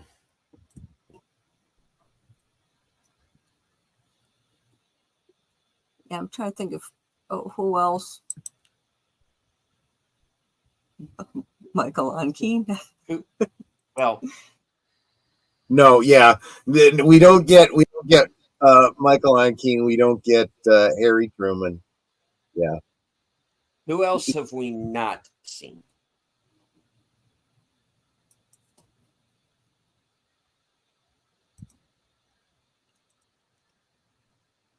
I think there's really only one other character that's returning that we haven't actually seen on screen yet.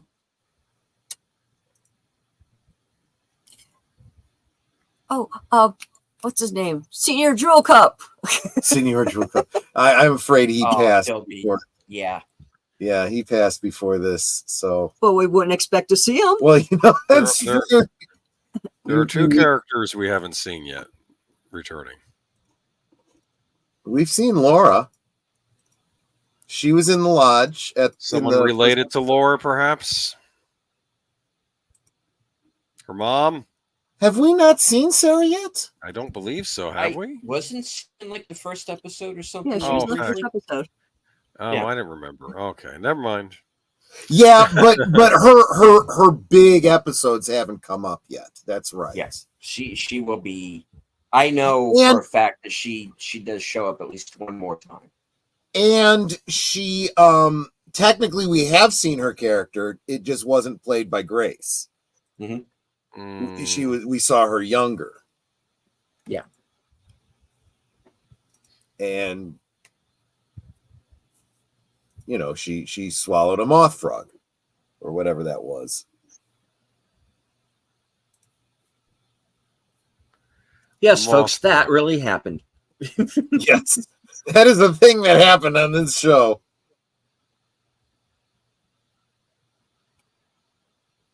I think Shaggy smoked some serious shit and it blew his noodle. Yeah. No, we have not seen Audrey yet. So you're right. Still two. We have not seen Audrey and we have not seen Ed. Have we not seen Ed either? No. Are you sure? I am positive because I've been waiting for him. Maybe you're right. I thought he was in an earlier episode. I don't know. No. Yeah, he definitely does have a much bigger role later on. Mm-hmm. And of course, we still have James to take care of as well, because he showed up very briefly again back in episode 1. And I do believe he has at least one more scene before the end.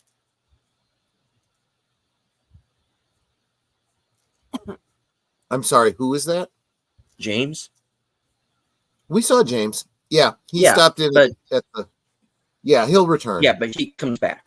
Yeah. Yeah. Okay.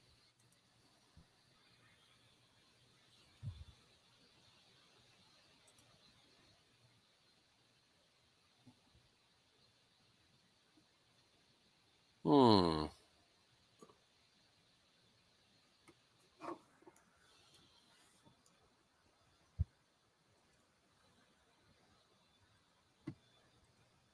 So yeah, pretty full episode. And, one thing one other piece of trivia I wanted to give you guys about the behind the scenes, since we're talking about Everett McGill anyway. Prior to the announcement of the return, coming out, Lynch had put out a call on Twitter asking for help in finding Everett McGill because they had lost they lost track of each other over the years. And a member of the Welcome to Twin Peaks board gave him a phone number that Lynch used to contact McGill and talk about the show and everything. And McGill had related in an Entertainment Weekly interview that the phone number actually went to a house that he rarely used, and that if Lynch had called him on any other day, he very well might not have participated in the new series because he wouldn't have connected with David. Wow. Yeah, isn't that cool? Almost as if it was meant to be. I kind of feel like that. Yeah, absolutely. Oh, I guess you're right. He wasn't in it until later. He's in 2 episodes, and they haven't come up yet. Yeah. Damn it! I thought he had. Okay. Yeah, sometimes this stuff kind of runs together in my mind.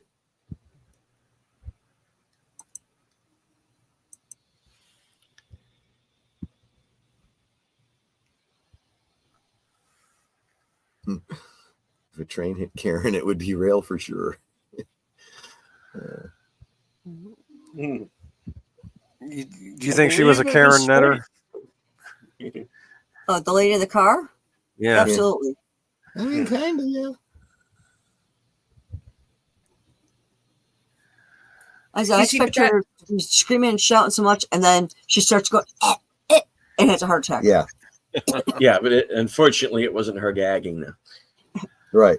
Yeah, and it's true. I mean, she obviously had something more going on, but at the same time, the way she was dealing with it was also damn peculiar, too. It's like, even though you're like lying on your back and vomiting and gagging and zombieing out, I'm trying to get home because somebody's coming over for dinner. It's like, why are you not going to the hospital with this person? Yeah. Again, can't be bothered. Can't have these things, messing up my plans. I got to go.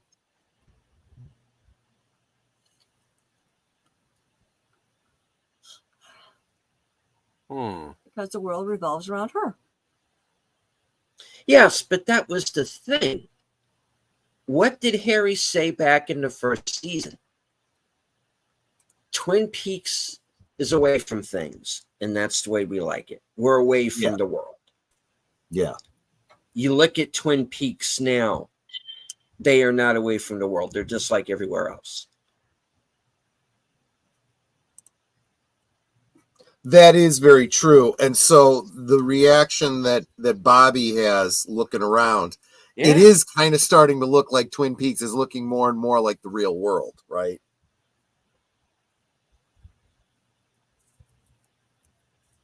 That's not a good thing. No.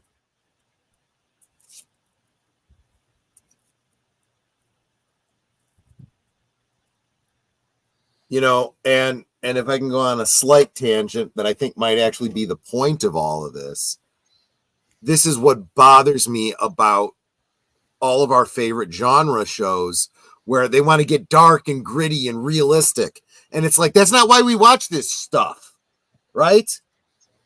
I don't watch Superman because I want to, see him snap someone's neck. Yeah, that's what they gave us Homelander for. I don't want that. I want Superman. I don't want a Twin Peaks where a kid is shooting a gun out of the car window and some Karen is behind them blowing a horn because she's trying to get home to a dinner party while she's got her a cracked out granddaughter or whatever next to her getting sick. You know? Let's not put too fine a point on that, though, because let's face it, when we first came into Twin Peaks, everything looked sunny and beautiful, but it starts out with the homecoming queen being found dead, wrapped in plastic. I have expected you to say, because the homecoming queen's got a gun. Yeah. Yeah, maybe she does. Homecoming queen. She probably did at some point. That's true. But yeah. So there you go. That's episode 11. Yeah. Get our full dozen next week. Speaking of next week, I will be it is my plan. It is still currently my plan to kick off my Blake 7 watch party right after Twin Peaks next week. So that's my plan. That's my goal. Okay.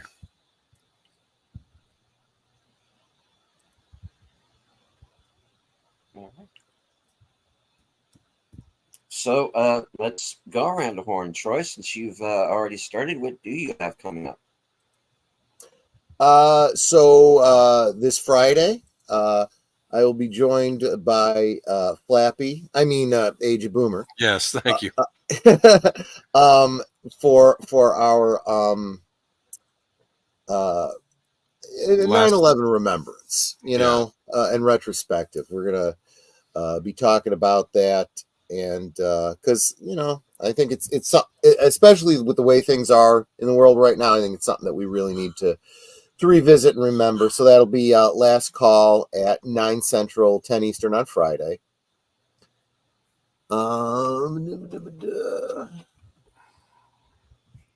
Let's see. Saturday, I'll be I'll let Netter tell you about that. That's her show. And you're co-hosting. Yeah. And next week, Monday night at the movies, I currently have LA Confidential down as the film.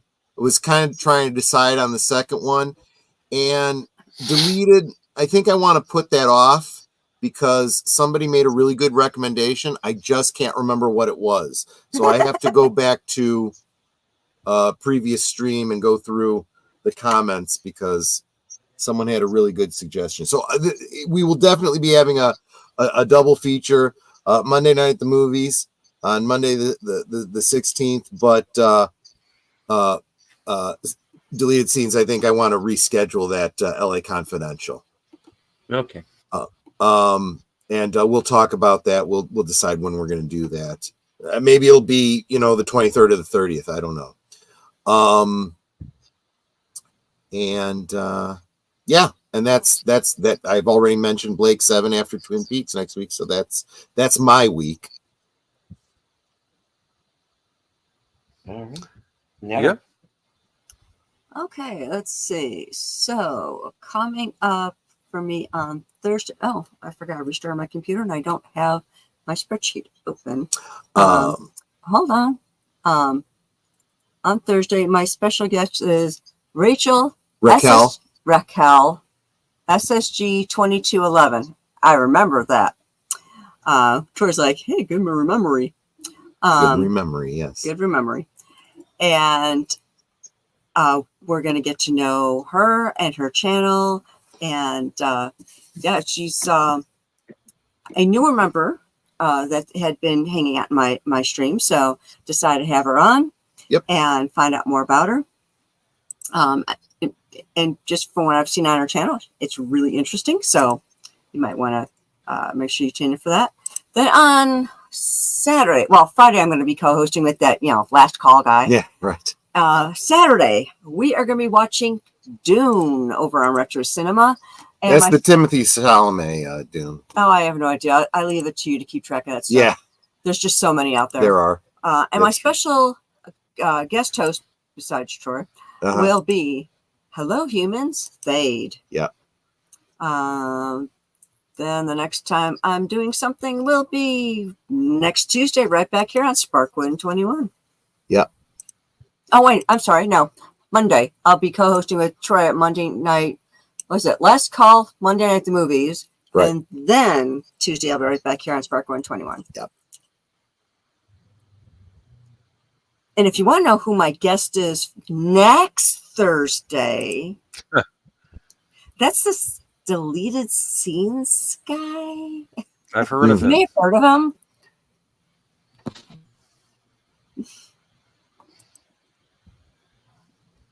Yeah, so that's it for me.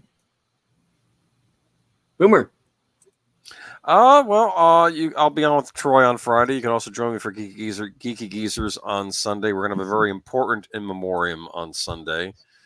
Because of course a certain important actor, James Earl Jones, passed away. So we'll be talking about that, but also the regular news of the week as well. If I could find anything worth talking about, we'll see. I should.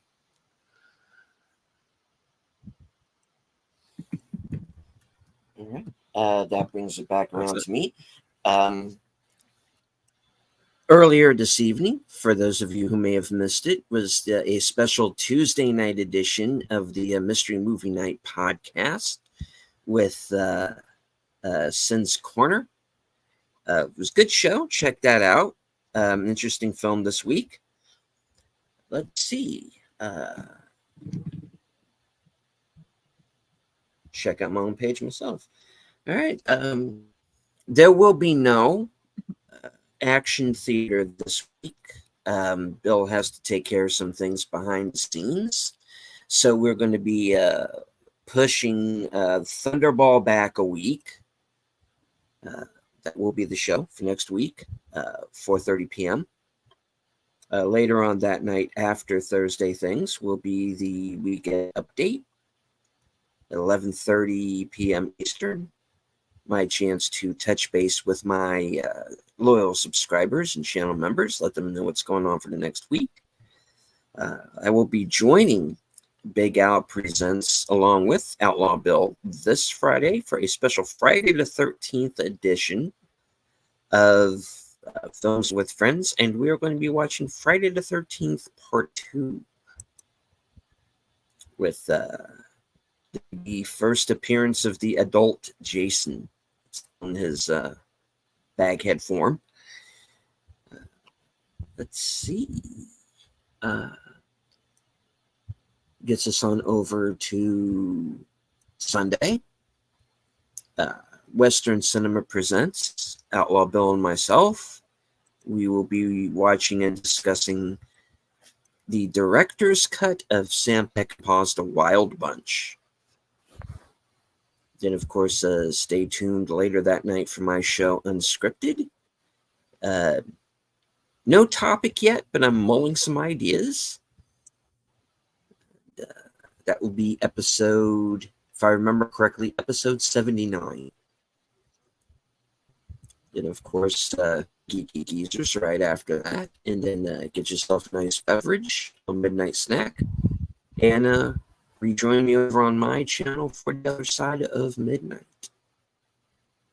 And of course, next Tuesday, same bad time, same bad channel. Join us right here as we watch Part 11 of Twin Peaks Return, entitled Let's Rock.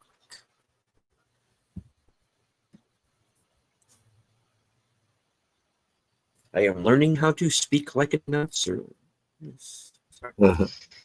Any. Whenever I hear you say get a midnight snack, I think of. Oh, sorry. No. Midnight snack. Go ahead. I was just gonna say, whenever you say get a midnight snack, I think of Shaggy and Scooby with the big sandwiches. You know, just saying. Yeah.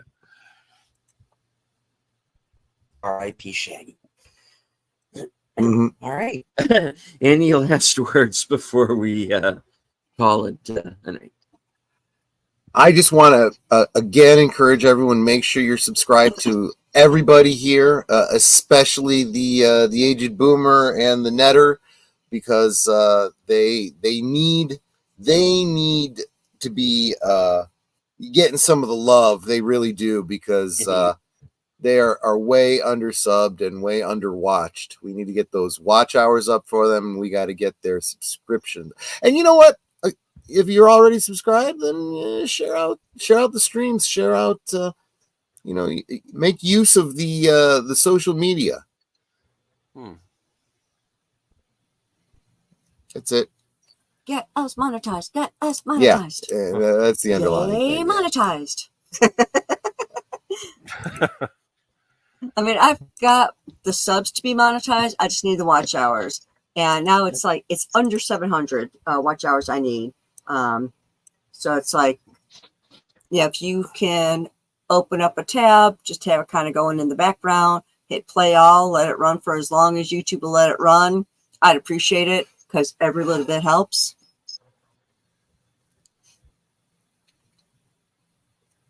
And of course, just remember that subbing to the panel and members of the chat, if you think you're sub, go back and double check you're still sub, for one thing, because YouTube.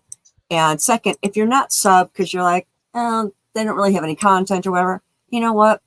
People that don't have content right now may be getting content in the future. And that sub gives them that encouragement to get started going, I got people subbing to me. I should do something. Not only that, a sub costs you nothing, but it is immeasurable to those of us who are getting that sub. Because like, especially for like for me, where I'm trying to get monetized, I'm trying to improve my channel, and Troy, who's already monetized, not, we're trying to make our streams better for you. These aren't for us, these are for you. And every little bit that you do to help support us, I said, it's immeasurable. Whether it's giving a thumbs up, a comment in the streams, or even afterwards dropping a comment. For Troy and Deleted, who are monetized, give them a super chat, a super sticker, something like that. If you're not a member, being a member, and you can do them usually for like $2 a month. It's super cheap to support somebody. That's definitely less than the price of a cup of coffee. Because I think Starbucks is like $6 or $7 or something like that. I don't drink the stuff, so I don't know. So it's like any support that you give our channels is immeasurable to us. It may not seem like a lot. Oh, I'm giving a thumbs up. Oh, I'm hitting a sub. But it means so much to us. It's like the skill of listening. It may not seem like a lot, but to the person who needs you to listen, it's immeasurable. So I want to thank y'all for that. Indeed.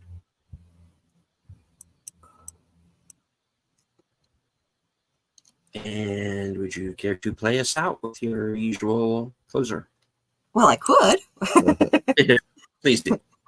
Well, we can talk amongst ourselves, and that's all well, good, and fun, especially when Troy gets hot on a topic. Oh, yeah. But it's so much more fun when you guys are joining us in the chat, and you're dropping your comments, questions, trivia, being goofy, whatever it may be. And it doesn't feel like we're separated by miles or continents in some cases. It feels like we're all hanging out in the same room, enjoying each other's company and having a great time. And you guys, you're not just our friends. You are our family. We love you guys, and we appreciate you so very much. You can be anywhere right now, and you're here. That's so encouraging. And I love seeing you guys in each of our streams. Just talking to each other, talking to us. You guys are always dropping interesting comments, one-liners, things like that. And it's fun. I look for those, and I love saying it. So thank you for being here. Thank you for being a part of our family. I hope to see you on Thursday, over on Thursday Things on my channel. That'll be 9 p.m. Central, 10 p.m. Eastern. But until then, good night and God bless. Bye now.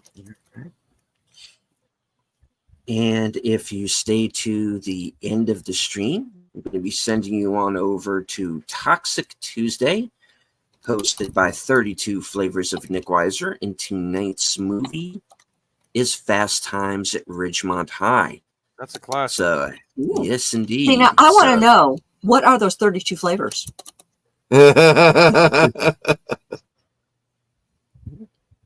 All of them. Oh, like last movie. How many cops are out there?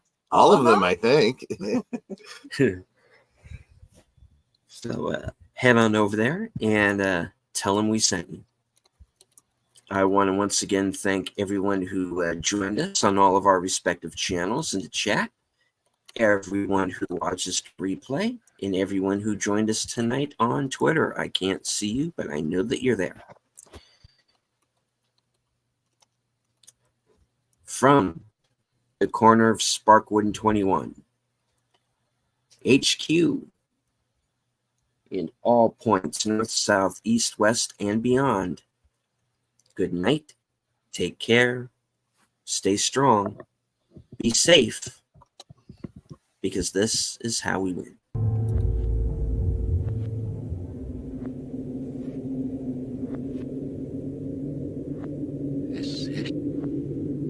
Future war is past. Hallo, hier ist Crewfeld.